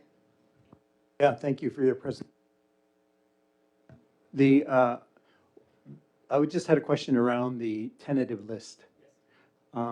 Once you get, say we attain and get on the tentative list, you said there's already 9 on there, or there about 9. So there's sort of like 1 position left, right? You know, roughly speaking. Does that carry, now we will stay on that list, right, so for several years. But does that carry any terms of weight and recognition moving forward that we can use for our benefit, whether it is for cultural knowledge, tourism, exploring more in terms of our visitation to the Mohawk Institute? Is there a way that, does it give you a certain clout in terms of recognition once you make that list?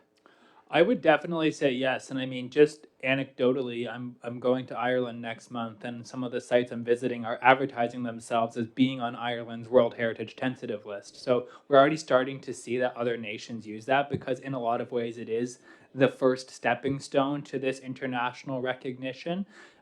It's also a way for when Heather's approaching potential corporate donors or support provincially or federally for any of the projects, we can say that this is being considered for inscription on the World Heritage tentative list, or as a UNESCO World Heritage Site. It's on Canada's World Heritage tentative list. So yes, it definitely is leverageable already.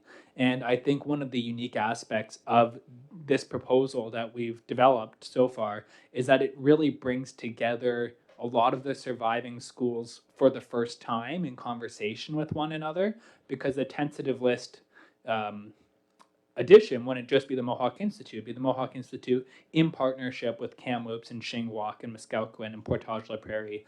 And I think that's really a unique leveraging opportunity as well for building nation to nation collaboration, for building a network across Canada, and for also leveraging here at Six Nations for the Mohawk Institute as well. So yes, a lot of opportunities is the short answer to that question. Chair, I'll second it as well. Okay, just 1 second. So my question is, Heather, what is your ask for tonight versus your ask and need for the future? Thank you. So our ask tonight is for, we've drafted a letter for you that basically summarizes that, yes, the Six Nations elected council is willing to engage in the conversations at this meeting and recognizes that this meeting is sponsored by National Bank. That was one of the requirements for us, is that all of the nations participating knew that they were a sponsor and acknowledged that. So that's what we're asking for tonight.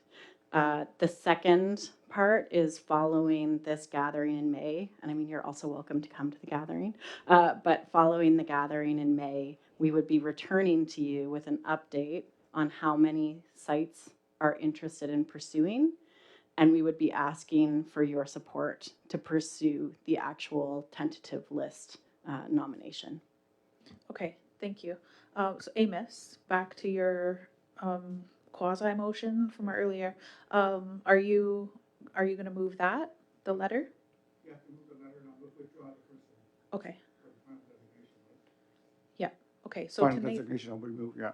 tonight we just need to support the Yeah. letter that's included in the package. Can I just make mention, for my colleagues and in the community as well, those of you who are listening, I think you should, if you want to read about the early history of the Mohawk Institute, there's a beautiful narrative written by the late Russ Moses, sorry. And he explains his experience with his sister, Thelma Davis. They were both at the same time at the Mohawk Institute. I have to pause for a minute because it makes me angry. They couldn't even see each other or wave at each other while they were there. The same family. He documents that beautifully in his narrative. It's about an 8-page narrative. If we want to get a copy, I can try and get a copy, or Heather can send it to us to circulate among the council, just to give you the feeling of what it was like to be in there. And I think every child in this community that should be one of their textbooks, though it's a short textbook, of what can happen. He goes on to say that they were required to tend to that farm. They had 300 or 400 laying hens, and not once in the whole year, except at Easter, did they get to eat an egg, and it was colored. He documents it so beautifully about the harms that happened there. So I think we should all read that, because that raises your passion for why we want to get this kind of designation. And it also, I was fortunate to be the executive director when we launched Save the Evidence.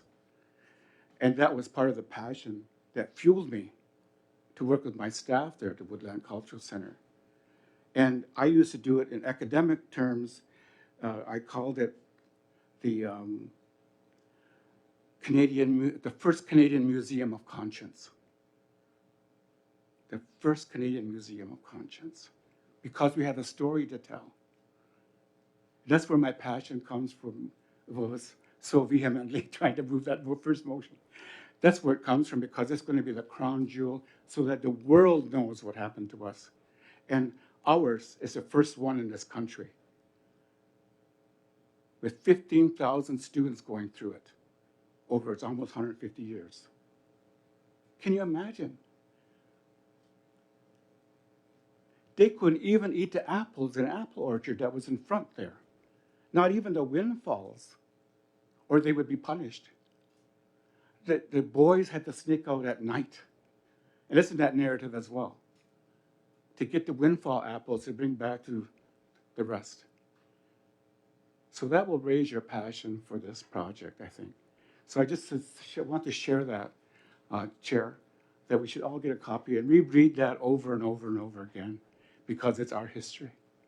Now, Thank you, Amos. I appreciate that. I look forward to reading that. If Heather, you can circulate, that would be wonderful. Greg, are you seconding that motion? Okay. Um, what's that, Dale? Yeah, I see it on the on my document package here. So there's a letter included in the package, and it's exactly what Heather said it was. So we're expressing formally our interest in participation in the gathering being convened at the Cultural Center in May. And we would be approving Sherry Lynn to sign off on this letter. So it's been moved and seconded. Any further questions about the letter? Helen, go ahead. Okay. All in favor? Any opposed? Seeing none, that motion is carried. Waive second reading. Dale and Audrey, all in favor? Any opposed? Seeing none. Thank you so much. So you have that letter, and Now, everyone. maybe in our notes we Thank you. can make sure that we know that the ask for support for the application is forthcoming. Thank you.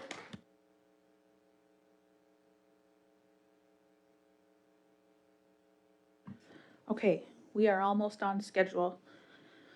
We have one other delegation this evening. That's Jackie Jameson from Six Nations Tourism.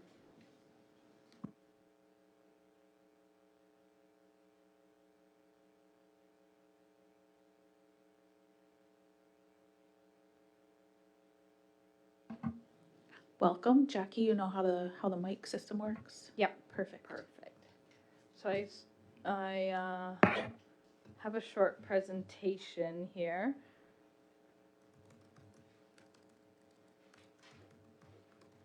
I'm just going to pull it up on my computer here as well.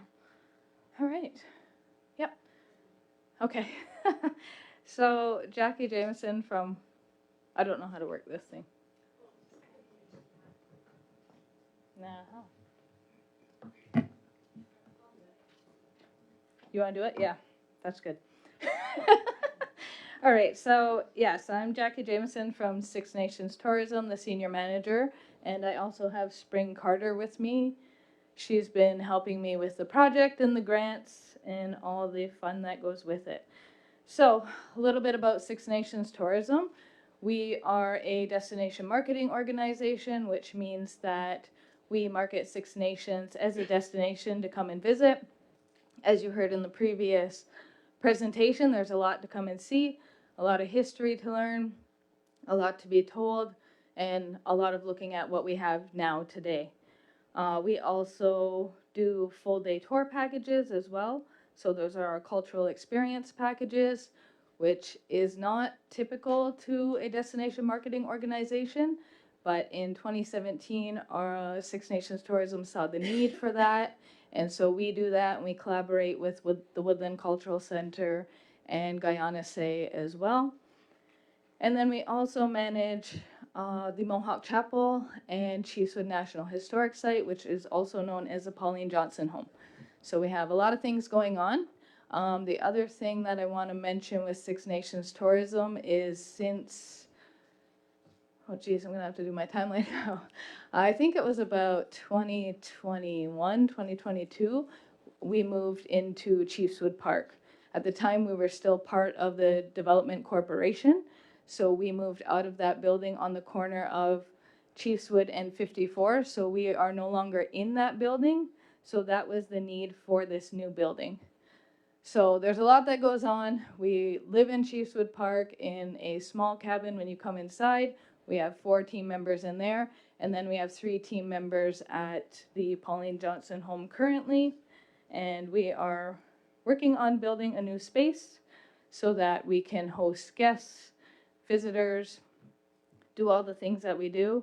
Again, working with Woodland, having a space where we can welcome people to the community, show them our culture, our history, and hopefully enjoy some food as well. So if we want to go to the next slide, I'm just going to go over our project timeline. So it was in January of 2024 that we went to the Wealth and Economy Committee, and we received approval for the drawings and the design for the new Welcome Center. The log kit is from True North, which is the same logs that was used within Chiefswood Park for the cabins. We wanted to ensure that we use the same logs to build that flow and make it look pretty within Chiefswood Park. So we've used that. And we've also worked with GWB Construction. So they are a local Six Nations company, and they also have local labor as well. So that was really important in our project. It was in February of 2024 that we came to full council for approval to proceed with the plan to build the new Welcome Center. And then we started going after funding after we got approvals. So it was July 2024 that we were able to receive approval from FedDev. This was a Tourism Growth Fund grant for the amount of $225,000. This was used for the initial site prep, including archaeology and the initial stages of the project. During this time, we were still looking for other funding. Next slide. So it was in September of 2025 that we were having issues getting funding. Part of the problem with the issues was that there was elections that happened, and with the elections, it pushed all the funding. So we came to elected council in September of 2025 to ask for the remaining funds for the project, which was $1.1 million. We were approved for that. And then in November of 2025, we were approved for a NACA grant. So that was from the Signature Indigenous Tourism Experiences stream, and that was for $1.2 million. So in December of 2025, we were able to gather the agreements, the documents, and come and get that approved through council to accept the grant of $1.2 million from NACA. And that essentially wiped out or replace the $1.1 million that we had asked for previously. So if we can move on to the next slide. This is the total funding project for the construction so far. We have the $225 from the FedDev Tourism Growth Fund. So that was a grant. Our department has put in $300,000 from previous revenue. Council has put in just under $5,000 currently for the construction, and the NACA grant was received in December of $1.2 million. The nice part about the NACA grant was we were able to backtrack from when we applied, so it did cover off a lot of the construction that needed to be done. We also have an additional $30,000 that is slated for marketing, so that will help us market the new building and let everyone know that we have this beautiful new space to welcome visitors to. So our total project is just under 1.7 million, and majority of that has been covered off by grants. So next slide. So why we're here today is because we are reaching, well, we see the end goal. We see the end of the building coming. It's getting there. So these are the last asks that we would like to ask of elected council, and pointing out that we haven't used that 1.1 million other than that less than 5,000 for construction. So we are asking to reallocate some of those funds for furniture. We are looking at furniture throughout the building. We have a full space in the front for the welcome space that'll be multi-purpose, used for our full day tour experiences so people can eat. When people aren't eating, we're hoping to be able to move that around and have it more of a welcome center so people can come in and learn about our culture and history. We also need kitchen appliances. So we're putting in a kitchen that will help with the catering and all the food that we serve people on the full day tours. We really work hard to make sure it is a nice cultural experience when you're coming in and you're eating our food and you're enjoying it and the presentation is nice. We are also looking for the paving of the parking lot, security, and then we were also looking for technology. So we're looking for some technology to be put in the building, and that will be for some exhibits within the building. So in the briefing note, there is a ask to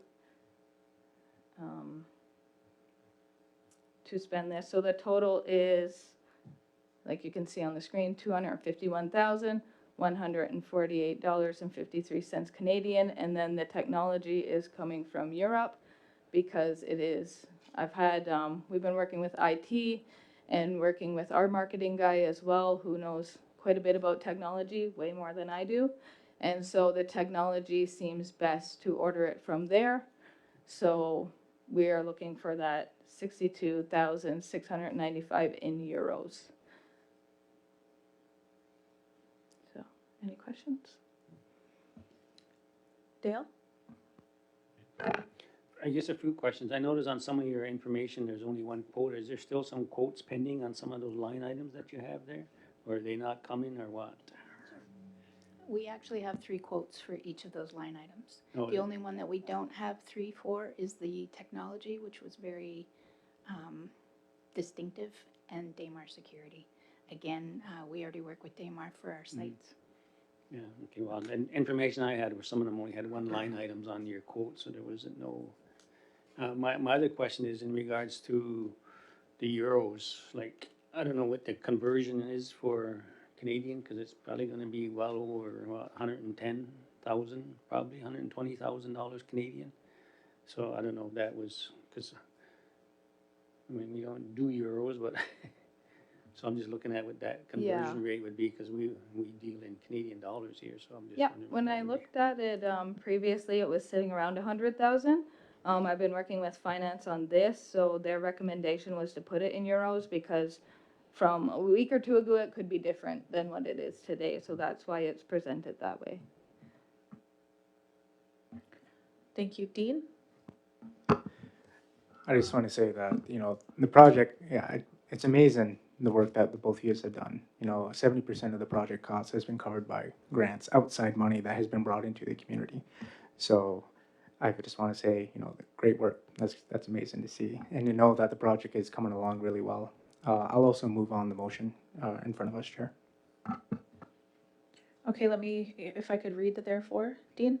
Therefore, be it resolved that the Six Nations of the Grand River 59th Elected Council approve the remaining amount of $251,148 Canadian and 62,695 euros be reallocated from the approved motion of $1,174,823 from General Finance Motion 30409152025 for furniture, kitchen appliances, paving of parking lot, and new technology. As I read that, I wonder if maybe it needs something. It reads as though that was for all of those things. What are we moving it to? We're moving it to all of those things as well, right? So the reallocation, to me, it just doesn't read properly. I don't know if anybody else is having that problem. The 62,000, as Dale mentioned, is in euros. We could add the conversion if that's of interest once it's finished, if it's approved, to the motion afterwards. Deb, go ahead. So the euro rate as of today is $100,148.99. That was as of today.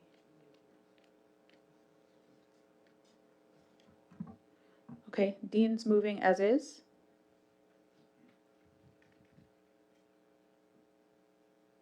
Looking for a seconder. Hazel, seconding. Any further questions? Greg, go ahead. Yeah, thank you, Jackie, for that. I think you're doing quite a bit with very little in terms of a tourism building and reception area.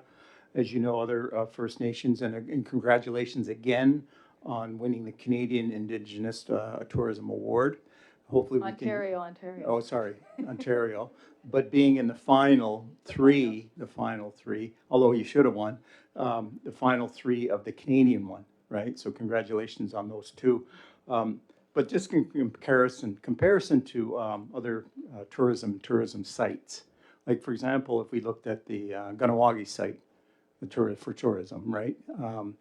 Their building is in excess of, I think, $56 million, right? So, and then it is a similar building in terms of what it wants to provide in terms of service. It's only larger, right? For a population, on-reserve population of about 6,500 residents there. So I think you're doing a lot with very little funding dollars. But again, I think it's going to open up again because of the awards that you won.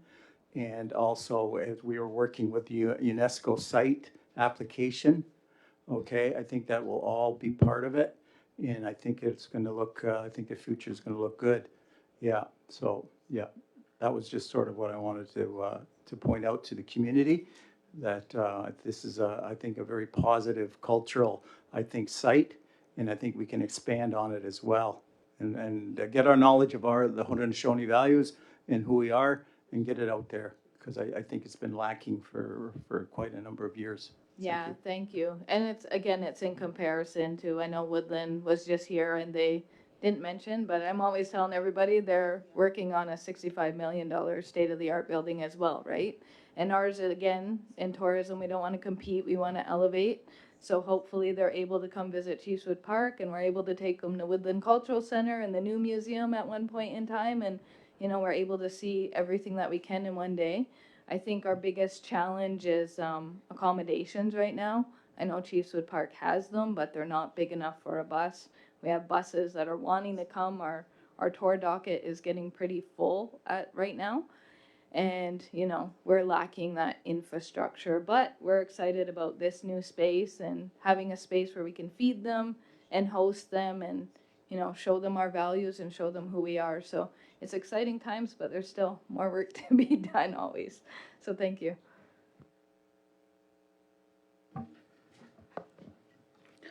Okay, Dale, go ahead. No, just one other question. And yeah, I know you guys have done a lot of work, but just in regards to that technology and just my own feelings, like knowing that it's from an international country, is it like the support wise, is it going to be an issue long term wise with that technology you guys are proposing? They're actually state of the art. The relationship has been developed between Quentin Stroud, our marketing and IT specialist in house, and these gentlemen are from which country? I'm sorry. I want to say Norway, but he's been building that relationship up with them while we've been working on going to different conferences and seeing what type of IT materials are out there for us to make good use of. With that, they're offering to physically come over to ensure that our grand opening and our IT gets installed properly, and to show Quentin all of the ins and outs. And they have that, I think, ongoing relationship that's going to support it. Yeah, that was my concern, just the ongoing relationship to look after that technology you guys want to bring here. Yeah, and again, we don't want to spoiler alert. So you kind of got to approve it and trust us and wait and see. Carrie? Yeah, it's nothing to do with your new building. I'll be talking about that old log house that's on the property. It looks like it needs a new roof. And the first layer of logs needs to be changed or something. It should be, I don't know if you've been looking at it or, but it'll be an eyesore in a year or two. Yeah, if I could respond to that really quickly, that's still under the management of the Development Corporation as part of Chiefswood Park.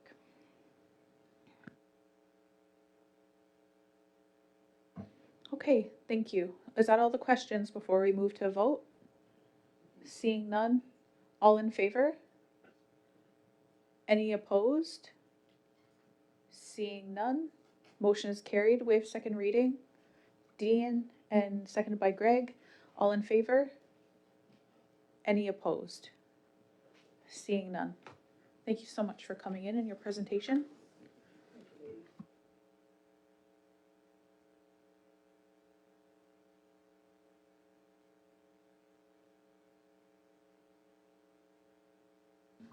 Well, well, well, would you look at that? We're ahead of schedule. Okay, chief's updates. We'll defer that until she returns. Okay, deferring number 7.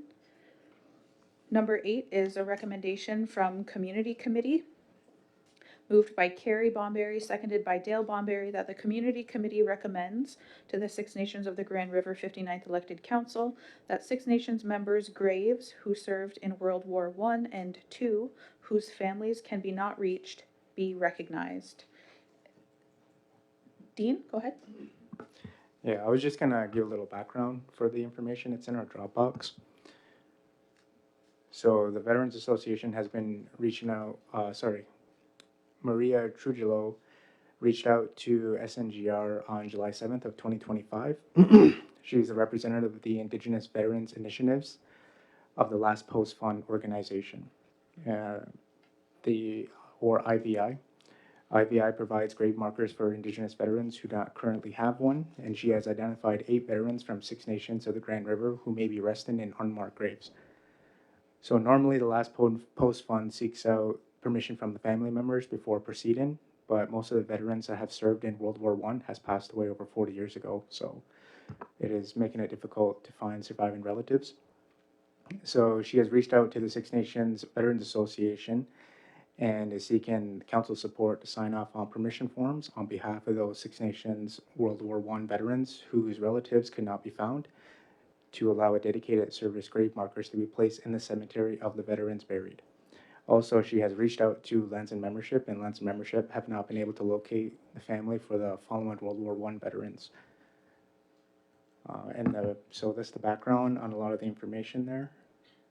And this here was also drafted by the president of the Veterans Association, Bruce Patterson, and there is the recommendation right on to the background note in the Dropbox. So Chair, if you'd like to read that off. And also within here, it's just going to be World War I. The World War II is still being in process of looking. So if I'm reading the right document, Dean, it's therefore be it resolved that the Six Nations of the Grand River 59th Elected Council support the Last Post Fund Indigenous Veterans Initiative in collaboration with the Six Nations Veterans Association to sign permission forms on behalf of the Six Nations World War I veterans that have passed and do not have a relative to allow a dedicated grave marker. Therefore, be it further resolved that the Six Nations of the Grand River 59th Elected Council assign an area with the permission of the respective cemetery where the grave marker can be placed. That's correct?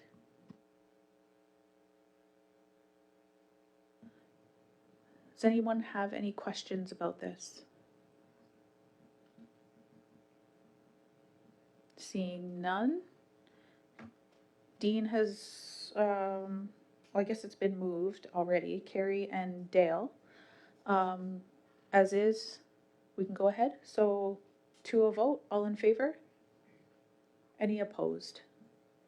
Seeing none, motion is carried, waive second reading. Carrie and Dale again, all in favor? Any opposed? Again, seeing none, thank you so much. That takes care of number 8. Number 9 is a recommendation from Built Environment, Climate Adaptation, Lands and Membership Committee. 9.1 reads, moved by Helen Miller and seconded by Hazel Johnson, that the Built Environment, Climate Adaptation, Lands and Membership Committee recommends that the Six Nations of the Grand River 59th Elected Council approves the following. Whereas the Six Nations of the Grand River 59th Elected Council recognizes access to water is a priority and a basic human right, whereas studies have shown that wells within Six Nations are contaminated and the groundwater has water quality and quantity issues. Whereas an alternatives for water crisis study recommended to build a water treatment plant and extend the water main throughout the Six Nations community as a solution to this issue. Whereas a new water treatment plant was built and water main extensions have been completed as funding becomes available, however, community members are required to connect it to their home at their own expense, which is a barrier. Whereas the Six Nations of the Grand River elected council championed a housing water connection strategy to be completed in 2021 to create a mechanism for all community members to feel secure that their water quality and quantity needs are met. Whereas the housing water connection strategy outlined a 12-year strategy that required a consistent investment of funds in order to connect the entire community to the water main, and an initial phase was completed in 2022 with Jordan's principal funds for households with children under the age of 18. Whereas the Six Nations of the Grand River elected council had approved a plan proposed by Six Nations Social Services to allocate $1 million of Canadian Human Rights Tribunal prevention funding to support water main connections for families with children under the age of 18 living in a home 50% of the time, previously identified under Resolution ICPL 2610826-2024 and ICPL 2620826-2024. Whereas the Six Nations Wellbeing Department is able to allocate $1 million of Indigenous health equity funds for water services connections for seniors and at-risk community members who are not eligible due to children under 18 years of age not living directly in the home. Whereas the Six Nations Technical Services Department has proposed a plan to execute this project, which is consistent with the Housing Water Connection Strategy.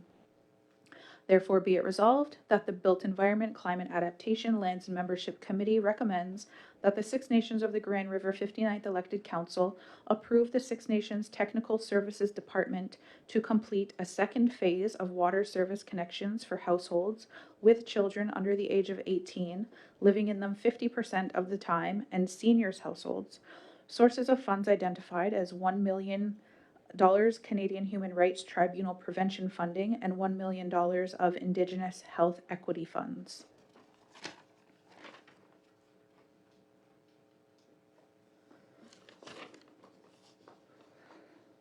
So that was Helen and Hazel.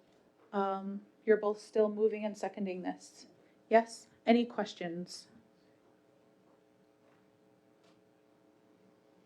Seeing none, we'll move to a vote.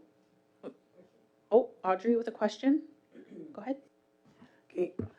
Will this be done with our comms so that the community know that this opportunity is there for them to apply for? And basically, where do they apply? Deb? So yes, this will be done through Public Works, through Tech Services.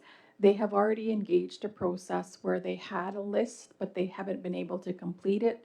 So they have already a list started, but as more money is made available, that will be put to the community. Thank you. Anything further? Questions, concerns? Seeing none. All in favor? Any opposed? Seeing none, we can waive second reading on this. Moved by Audrey to waive second reading, seconded by Hazel. All in favor? Any opposed? Seeing none. That's carried. We can move on to number 10 on our list. That Six Nations of the Grand River approve the date amendment of motion GC 467-0127-2026 to read as follows. Moved by Elena Venevri and seconded by Dale Bomberry that Six Nations of the Grand River 59th Elected Council approve Councillor Helen Miller to attend the AFN in Toronto, Ontario on February 2nd to 4th, 2026. Move to amend Dale and seconded by Audrey. Any questions? Seeing none, move to a favor or to a vote. All in favor? Any opposed? Seeing none. 11 is update from committee meetings. First, we have the community committee. Meeting date was Wednesday, March 11th, 2026. And that's Dean. Thank you, Chair. So part of the update was also the work with the Veterans Association, but also we've been discussing some of the updates of scheduled maintenance coming up this coming season for Parks and Recreation. So the blue track will be closed for resurfacing and repairs from April 13th till June 30th, as well as the east field will be closed because that will be the active construction zone, but the west field will be open to the public during the construction period. So the blue track is closed because it hasn't been resurfaced since its creation back in 2012. So this is something that that needs to be done because at this point you're basically just running on a concrete slab, and that's not going to be good for any of our joints or ligaments or anything else. So it will be a wait, but at the same time, it is going to be best for the health and safety of our fitness enthusiasts in the community. So the other updates are going to be that the horse track will be used as a temporary alternative for event use with the approval of Parks and Recreation, just to schedule the scheduled time slots. That will be from May 1st until June 30th. It will also be available for public use, the horse track, between the dates of May 1st and June 30th, between hours of 8 a.m. and 3 p.m. for walkers and runners only, because there still is a group of members and community members who do train horses on the track, so it's just about keeping the maintenance and a surface suitable for horse training. And other updates as well and repairs, the ball diamonds will also have a scheduled repairs. Ball diamond 1 and 3 will be closed from August 4th until October 31st. And ball diamond 2 will be closed after September 15th. So the ball diamonds haven't been in repair or updated since early 2000s. And ball diamond 3 was created in 2021, but it was also a smaller size ball diamond for children under the ages of 10. And this is now will be upgraded to a full size suitable for adults and league standard in those areas. So I know that a lot of the temporary closure is going to affect teams, groups, and users, and even myself, but this is long overdue and it's completely necessary for us to take the time to upgrade all of the areas and the facilities within Parks and Recreation for the safety and the efficiency of our community spaces. So that's pretty much the update that I have regarding that. Thank you, Chair. Any questions for Dean? Seeing none, motion to accept Dean's update. Amos and Melba, all in favor? Any opposed? Thank you so much. Second would be the Built Environment Climate Adaptation Lands and Membership Committee meeting date Thursday, March 12th, 2026. Dale. Thanks, Chair. I guess the first part is in regards to the environmental, which is one of the departments in BCOM. And again, I know it's the season is coming up now, and I don't think it's ever stopped, but it's the ongoing excessive soil that is being imported onto Six Nations. But the Environment Committee is working with the provincial authorities regarding excessive soil being transported onto our territory. And the Environment Department has the following reminder for generating sites and community members coordinating with such sites. And just I'll just read the quote here.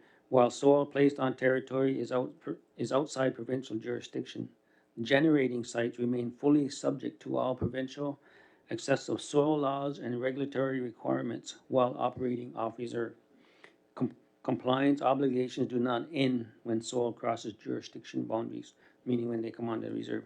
And source sites and transportation activities will be reviewed accordingly. So there's still that obligation for them to monitor it according to the provincial laws, even though they're bringing it here onto Six Nations.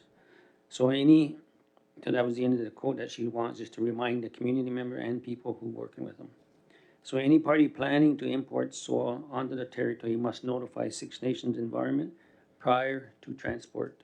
And the phone number is 548-328-3658 or at enviro@sixnations.ca.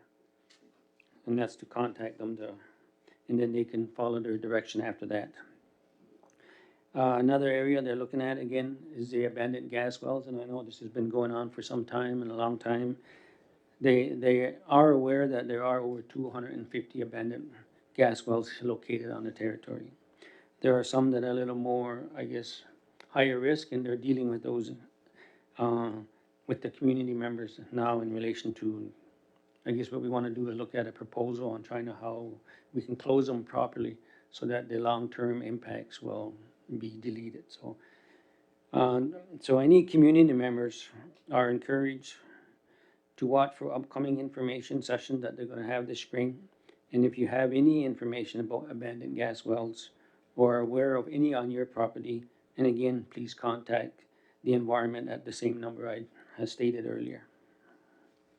The other area they're looking at is the landfill monitoring. So spring and fall landfill monitoring of the closed landfill site has been completed for 2025. So they are working on a report, and as soon as that report is done, it will be presented to the community.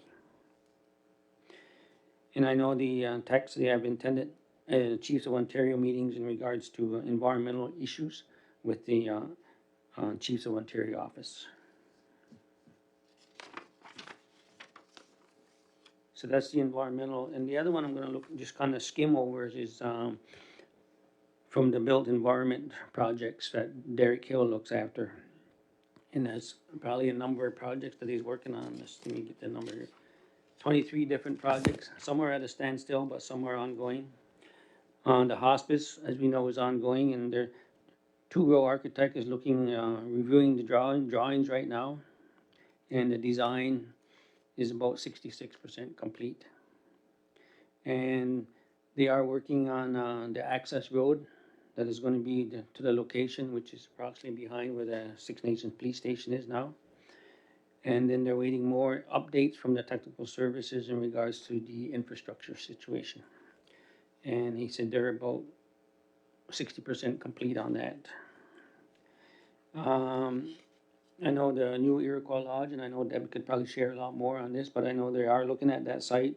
There was a site, they did a presentation here to the council, and there was a number of questions, and they're dealing with those questions now in relation to the new proposed site for the environment or for the Iroquois Lodge. I don't know if you want to add anything to that, Deborah, because I know it's ongoing and they are working on it in relation to preparing for that site. Sure, if you want to add anything. So at the last meeting we had, there were a lot of concerns that came forth regarding the proximity to the lagoons, as well as the potential for infectious disease and vectors. So Zach Miller is working closely with some of the leading infectious disease experts for information on that. So we are going to be bringing a briefing note back to full council, just answering those questions that were asked. Thanks, Deb. And in regards to the library, I know everyone is aware of the fact that it is closed. They did have some testing, and I think we're waiting on the final report for the structural integrity tests. Gowanea School is on schedule, or actually ahead of schedule and on budget. So that's a good news story there.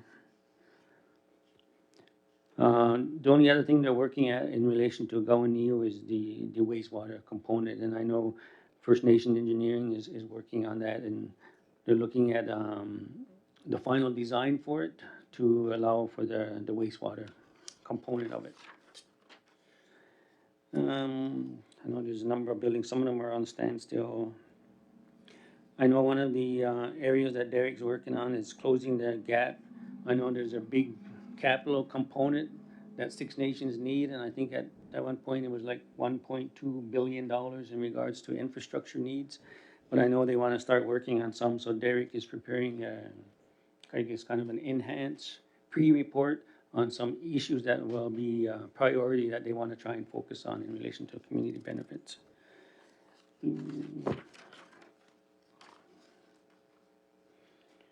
And we just heard from tourism on the Welcome Center, so that's ongoing. And some other areas that are ongoing, there's some marina repairs, Parks and Rec that Dean had mentioned.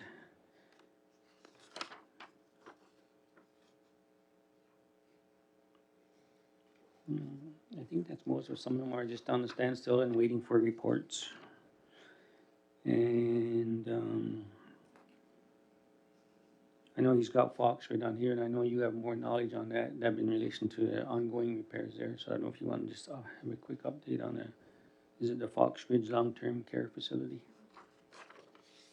So we have signed the lease for Fox Ridge site in Brantford. There was a Ministry of Long-Term Care inspection that happened, and there were items within the facility that needed to be upgraded or repaired.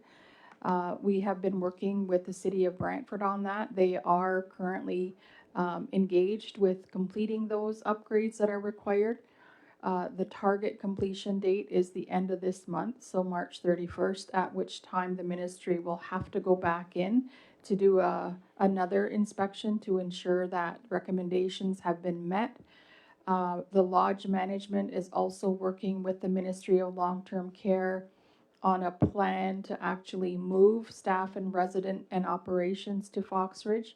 That plan has to also be approved by the ministry prior to being implemented. So at this point, the tentative move date is mid-April. Thank you, Deb. And one other project that they're working on, and everyone can see in the community in regards to the previous social service building. Now it's a little high rise, they call it, I guess. It's 3 stories now. And I know the delay was they were enhancing the water system to feed water down Sunrise Court. I know originally when they installed it years ago, not knowing what was going to be where and what kind of facility, there's a water service was put in. However, with the growth of the community and the increased services down there, they had to install a new water main. So I think that projected date is end of April to be able to move in. And one other area within BCOM is housing, and I know we've designated Helen to be our little rep on all the housing projects because she's been doing it for years, so she'll give a little update as well in relation to the housing. Okay, Helen, thanks. Go ahead, Helen. Yeah, I attended I can't think, I have an awful headache right now. I attended the Assembly of First Nations National Housing Strategy Review meeting in Toronto in February, and in 2017 the AFN did a national housing strategy, a 10-year First Nations national housing strategy, and they were supposed to review it at I think it was supposed to be reviewed probably 2 years ago, but they reviewed it. We went through it, made all kinds of different decisions and recommendations. And I got a lot out of that meeting because even though Six Nations has some of the same issues as other First Nations, a lot of our issues do differ. I know one of the issues they raised was that they have a lack of housing policies. All of the First Nations that were there was about 6 or 7 of us, they really lack housing policies. And I had mentioned that we might be able to share Six Nations policies, but I was told by Dale, my chair, that Six Nations used to share our housing policies, but then consultants would take them off of the website and use them as their own and sell them to different communities. So Six Nations took the housing policies down. But the other communities, they really need help doing that kind of stuff. They also identified a lot of need for housing managers, housing inspectors. They don't have housing inspectors, qualified housing managers. So we were all making different kind of suggestions of how they could fix that. One of the suggestions I had come up with was maybe trying to set up some kind of a training program for housing inspectors. Another one was housing managers. They really need qualified people to help do their work. So they're a lot different from us. We do have good people doing our housing and they know what they're doing and everything, so we don't run into too many issues. But I wanted to talk about,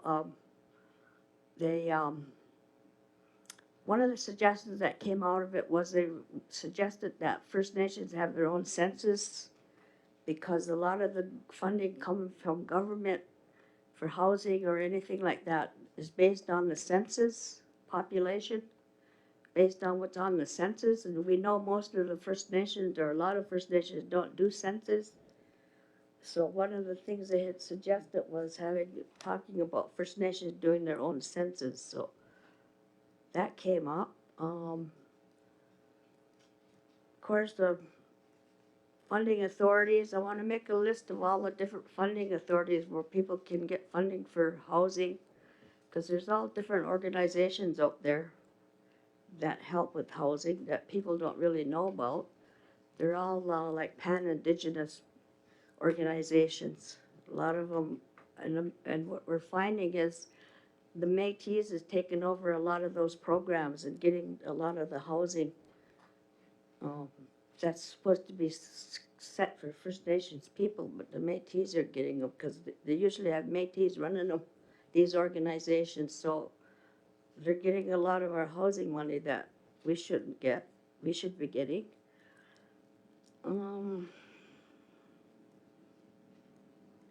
Infrastructure lot servicing, that was a big issue, and we have that issue as well. We have a lot of bad land that we haven't been using because we have no infrastructure to use for housing, so that was a big issue. I'm just kind of skimming through this. Emergency housing came up again too as a big issue. So what I'm doing right now is I'm writing a paper on emergency housing and I want to present it to council. I'm doing a lot of research and writing a paper on it, so I want to present it to council because we need to look at emergency housing as well. It's an issue, but it's a really hard issue because some of the communities had emergency housing and they ran into the same issues of once you get people in there, it's hard to get them out. So it doesn't really serve purpose of emergency housing because emergency housing is supposed to be short term. So there's a lot of things. So when I present it to council, I'm going to be including all that. What else was there? I'm just trying to go fast here. Anyway, that's about it, I think. I mean, there's a lot. I have a long report, but I won't go through it all tonight. So those are the things. I also attended the First Nations Housing Off-Reserve Center meeting yesterday. The government is establishing a First Nations Off-Reserve Housing Center. And it's going to be dealing with urban First Nations, housing for urban First Nations. So I've been sitting on there, so I have to have a discussion with council about that because I think we have to look at it differently than what we're looking at it right now. So I'm going to discuss that with council, but I had a real issue with that First Nations Off-Reserve Housing Center because it seems to me Indian Affairs is everything they're doing right now is looking at urban First Nations. So they want to do housing for urban First Nations, but we need housing on the reserve. And I tried to explain to them that if we had housing on the reserve, people wouldn't be moving off. They would be living here, but they move off because we don't have any housing. So I'm really wondering why they're concentrating on urban housing. I'm a suspicious person anyway, and it makes me wonder why are they concentrating so much on urban housing when they know all the First Nations desperately need housing. We all have housing crises, but yet they're concentrating on the urban housing. So that's really confusing to me why they're doing this. I think they're up to something. I want to meet with the Brant Native Housing to talk about this because I don't even know if they know about it, but not all the reserves have Brant Native housing like we do. Not all of the the cities around the reserves have housing. It's quite unique for us to have Brant Native housing.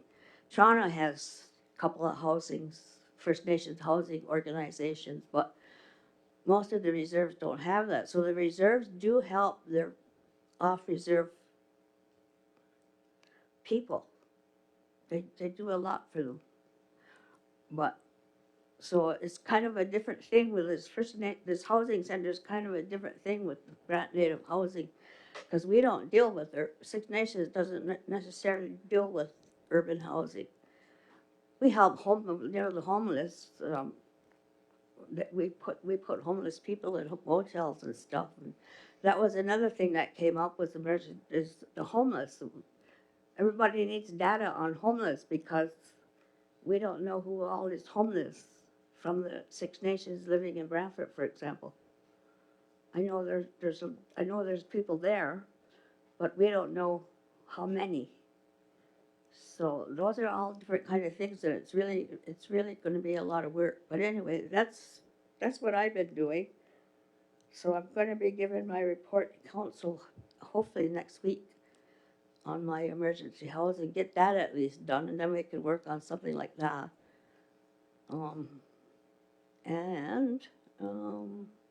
I still sit on the chief's committee on housing and infrastructure. So we had a meeting a couple weeks ago. Trying to find all kinds of different issues about housing options and different things that we can do. It's really a hard topic for everyone because there's not a whole lot of money. So I'll do my best to keep everybody informed. Thank you, Helen. Hazel has a question. With regard to urban housing, I think that's a problem in itself because all the Native people that are living off reserve are paying such high rent, and it will never allow them to apply for a loan here because they got such high rent to pay off reserve. So I think, I don't know what the purpose is of this urban housing and working towards that. I think they should be maybe providing more funding for more people to be able to build houses on reserve. And then we do have banned lands that can be used, even if it has to be serviced into a driveway with a lot of houses on there, it's still going to be a location on reserve for the people. And the other thing that I wanted to mention, Dale, in regards to that environment, trucking and all that stuff, last week down on 4th Line when it was raining, and those trucks and the mud on the road was frustrating. Now, I think the trucks just come in any old time, it don't matter if it is raining, and mess up the roads. I don't think they get permission from anyone. It just happens whenever they feel like it. That's how it seems. Yeah, true. I know environment is dealing with that with the ministry on that, so they are looking into some of the issues. But just a couple other things, Chair, and I apologize to Crystal Campbell at Public Works, and I know people have seen them in the community where those electric vehicle chargers. I think there's 3 or 4 over at Parks and Rec. There's one out here, and there's one at the plaza, and I think there might be one over at the bingo hall. And the whole idea and focus of that was to look at, I guess, the environment in relation to emissions, to be, I guess, to see where the community goes. And I know they're going to start collecting data on the volume and usage of those, but I know that the one out here and the ones at the arena are available for use, but they're level 2 chargers, I guess essentially because they don't charge as fast. Whereas they're going to be working on level 3, but that's going to be more for, I guess, for internal use with the, I forget the word I'm looking for, and our, where they would house all the facilities for all the vehicles. So it would be more internal for the faster chargers, and which are more costly to install and more costly to operate. So they are available, they are for usage, and I guess that's kind of a trial period right now, but they are going to develop more guidelines and policy on it in relation to the electrical chargers. The other issue is we had Brant County at our committee, And they were doing a presentation at the request of Public Works, and that was in regards to Bateman Line. At the end of First Line, there's a culvert that's located off the reserve. So they're gonna be closing that road this coming summer. So people might be so used to traveling that way to go to Mount Pleasant, but that road will be closed while they do their repairs on that culvert. Bateman Line will still be open, but to go west on past First Line is gonna be closed. And they are gonna go around and provide notices to the community and the people living in the local area, and they will have proper signage in relation to that road. Other than that, Chair, that's all I have. Thank you. Thanks, Dale. Cynthia with a question? Yeah, did you have a chance to speak when you spoke with Brant County about paving that road? I know I get people, residents that live on Bateman, asking when are they ever gonna pave that road, and I said, well, I don't know what the cost share is, cause it's, shared, but with, Brant County. No, that did not come up in our conversation, but we can always put it forward. And yeah, I probably will be looking at cost sharing because of the boundary line. But we can deal with that through Mike at Public Works. So, Okay, can I have a mover to accept the Built Environment, Climate Adaptation, Lands and Membership Committee's update? Audrey, second by Dean, all in favor? Any opposed? Seeing none. Next is the Finance Committee, that's me. Although I was not at the last meeting, so I will apologize to the committee for that. I intended to be virtual, and then, as we know, air travel is funny like that. So I'll start with that apology. I did review the transcript afterwards and watch the meeting, so I could stay current with the committee's work. So in attendance were co-chair Dale Bomberry, Cynthia Jameson, and Amos Key, and many thanks to Dale for covering the chairing responsibilities. Since its formation, the Finance Committee has been focused on strengthening financial governance and supporting long-term financial sustainability. Early work included reviewing existing financial management and procurement policies, clarifying the committee's role in financial oversight, and identifying opportunities to improve consistency in funding decisions. The committee also conducted research into the new fiscal relationship and related grant and loan opportunities. Through discussions and direction from Council, the committee explored how funding requests are currently brought forward, and it became apparent that requests often vary widely in detail, expectations, and process. This creates challenges not only for decision-making, but also for fairness and transparency. The committee therefore began working toward a more structured approach that would support consistent and accountable allocation of funds. This includes the development of a funding policy over and above what is available through the donation policy. It includes a standardized application and a scoring matrix to guide decision-making. At the March 13th meeting, which I was unable to attend, committee discussion reinforced many of these themes. Members spoke about the importance of clear information coming forward with requests, supporting staff in following established policy, and ensuring decisions are made using consistent criteria rather than ad hoc approaches. There was also discussion around the need for structure, not to restrict good initiatives, but to ensure that all requests are treated fairly and that decisions remain transparent and defensible. The committee acknowledged that even well-intentioned requests still benefit from clear expectations and accountability. This aligns directly with the work currently underway. The funding policy, application, and scoring matrix are being developed to provide clear guidance for applicants, consistent evaluation criteria based on the needs of the community, transparency in decision-making, and support for staff in implementing Council's direction. Ultimately, the goal is not to create barriers, but to create clarity so that decisions are not influenced by timing, access, or who happens to be in the room, but instead are based on consistent and fair criteria for everyone. These funds do not belong to Council. They belong to the community. Our role is to steward them responsibly and ensure decisions are fair, transparent, and defensible. This work is ongoing, and draft materials are currently being circulated for feedback before being brought back to council with a recommendation. And then if I could ask Dale, who acted as the chair at the last meeting, if he has anything to add. No? Amos or Cynthia? Okay. Oh, Cynthia?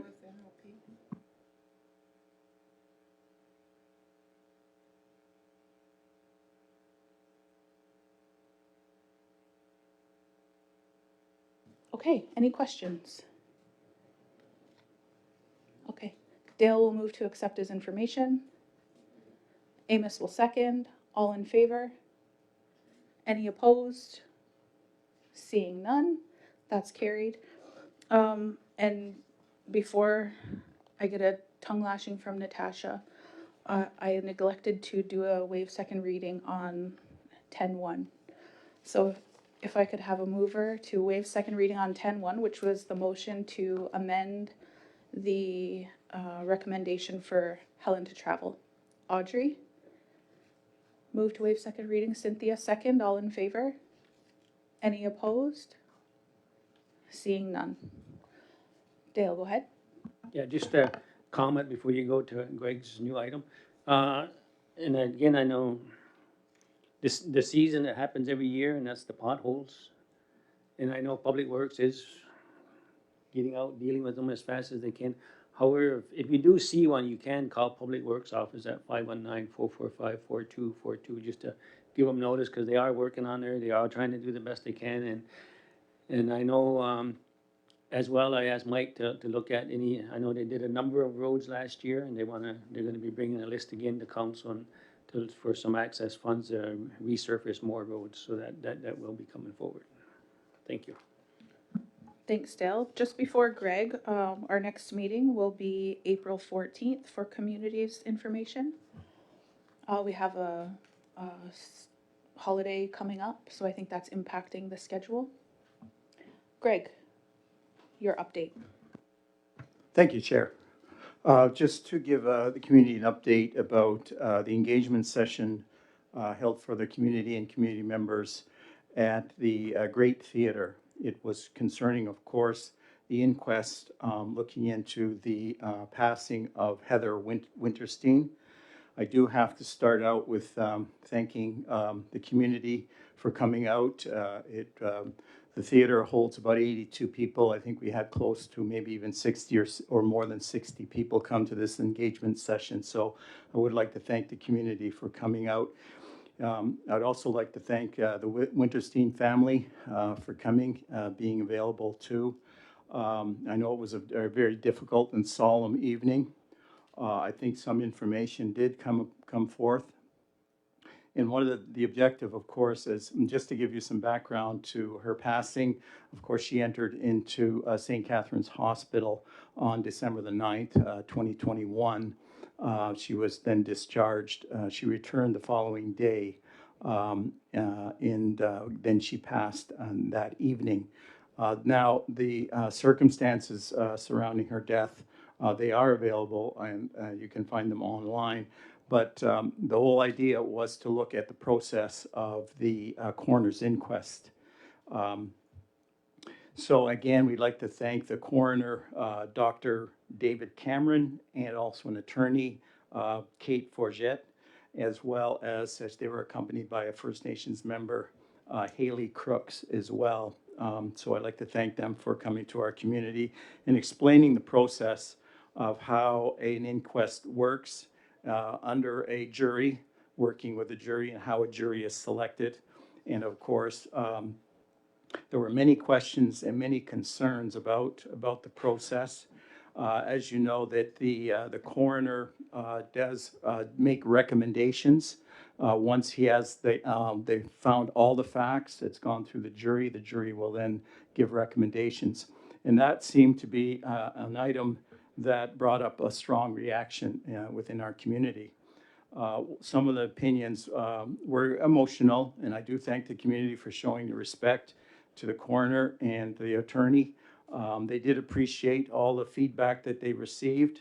I know it was, it got quite emotional at times, but it was still very respectful. So I'd like to thank everyone for that. One of the things too, in the questions that they had of when a First Nations member does pass and there is an inquest, what happens after the inquest? And of course, there was a lot of discussion about recommendations. And of course, the questions of accountability came up. How these recommendations are then proposed upon the whatever position of the healthcare system is required to fulfill those recommendations, and how are they fulfilled, as well as how are they then accounted for as being fulfilled. One of the other things too is that the coroner was just saying that they were using the facts to provide recommendations for prevention. But again, a lot of our members had the questions of there is a lot of bias already built into the system, whether it's jury selection or whether it's forming the recommendations or even fulfilling those recommendations. There was questions about data on the number of First Nations that are under an inquest or a coroner's inquest, and how that compares to non-First Nations coroner's inquests. There was also very strong opinions that concerned the lack of cultural awareness as well as cultural sensitivity when treating First Nations in a health institution. And of course, the term racism came up. And of course, we know that. A lot of us have lived it. And the coroner did have very little answer to that. He was suggesting that once these recommendations are then given, his responsibility then is to step back and let the institutions deal with the recommendations. Of course, we know now that there's a gap there, and there's the accountability portion is very important for our people to make sure that the preventative measures do work and are instituted. That may be at a political level, at a higher level, so I think that's something along the lines of above the coroner. Now, the coroner's inquest will start March the 30th. I know that there is it's on Thursday at 6 o'clock in Fort Erie. I know there is a special ceremony as well as a gathering. I think it's 133 Grand Erie Avenue, I believe. And that starts on Thursday for anyone interested in attending that. So again, I'd like to thank also Chastity and Summer for organizing this. It was well attended, so thank you very much. The corn soup was excellent. Actually, I had 2 bowls. I shouldn't say that, but anyway, it was quite well attended. And the coroner, speaking with the coroner afterward, he did appreciate the candid comments that he did receive. Some of them were quite pointed to the fact of some of the certain issues that we are dealing with on a day-to-day basis. And he is now more well aware of our situation, and hopefully it will affect some change. We can't affect a lot of change because I have a feeling that bigger changes are outside his purview, and I think that there's more to it in a political level. So that's just my update. Again, I'd like to thank everyone for coming out. I did appreciate the comments. I did learn a lot, and I think that moving forward, we have to do something politically as well. So again, thank you to the community. Dale, go ahead. Yeah, if I can add, Greg, I know when they made their recommendations, they're kind of limited on their recommendations. So what they did ask was for a lot of the public push on those recommendations in relation to the institution that has to enact those recommendations. So, even the public push, the family push on getting those recommendations enforced and maintained. And like Greg said, the other area where I know the coroner, he said he's limited by the legislation. So he can only go so far and he stopped. And as Greg has indicated, one of the big push, I guess, maybe for us as a council or even future council is to look at talking to the provincial reps, ministers, to change the legislation that would have more guts to the legislation. So that would be the other area politically where council could help out. Thank you, Greg, and we've had Amos, sorry. Yeah, I attended that session last night. I was getting more angry as I sat there. I question what our role is. Because all these inquests are one-offs and they're not collected to present. And I think we need to do some investigation on the advocacy side. What can we do as a council or as a well-being committee to advocate for these folks who are having to go through inquests? I got more angry because my sister died 4 years ago on Christmas morning. I made it back from vacation on Christmas Eve because I flew back quickly driving. When I attended to her in Brantford General Hospital, I asked why there was no monitors. And the look I got was if I needed an exorcism. The nurse said, well, we'll have to move her to another floor. Because I didn't have the capacity to advocate, I didn't say, well, do it then. They didn't tell us they were making her comfortable or in palliative. We would never have left her that night had we known that. And she passes on her own at the Brantford General Hospital on Christmas morning, to our shock. That's why I was getting so angry last night, because I wish I knew how to advocate for my family. So that's the kind of questions I want to raise within our community and within our well-being committee. How do we advocate for our people who are going through that? I hope nobody has to go through that. None of you here tonight. But that's what can happen. So I think we need to figure out how we can advocate for our people and champion our own. And I just want to leave it there. Just let you know that we need to think about this hard. Because I think last night, Greg, we had 3 different families that were going through this. I didn't even know that. I was going to hear one family. And here there was 3 families that cited similar events happening to their loved ones. So I just want to say that to the community. We need to figure out a way to advocate for ourselves and for each other and for the families here that are going through that. Because I made a comment about, if it's happening here, what's happening in the north? But they don't have that kind of advocacy or don't have those kinds of meetings with coroners.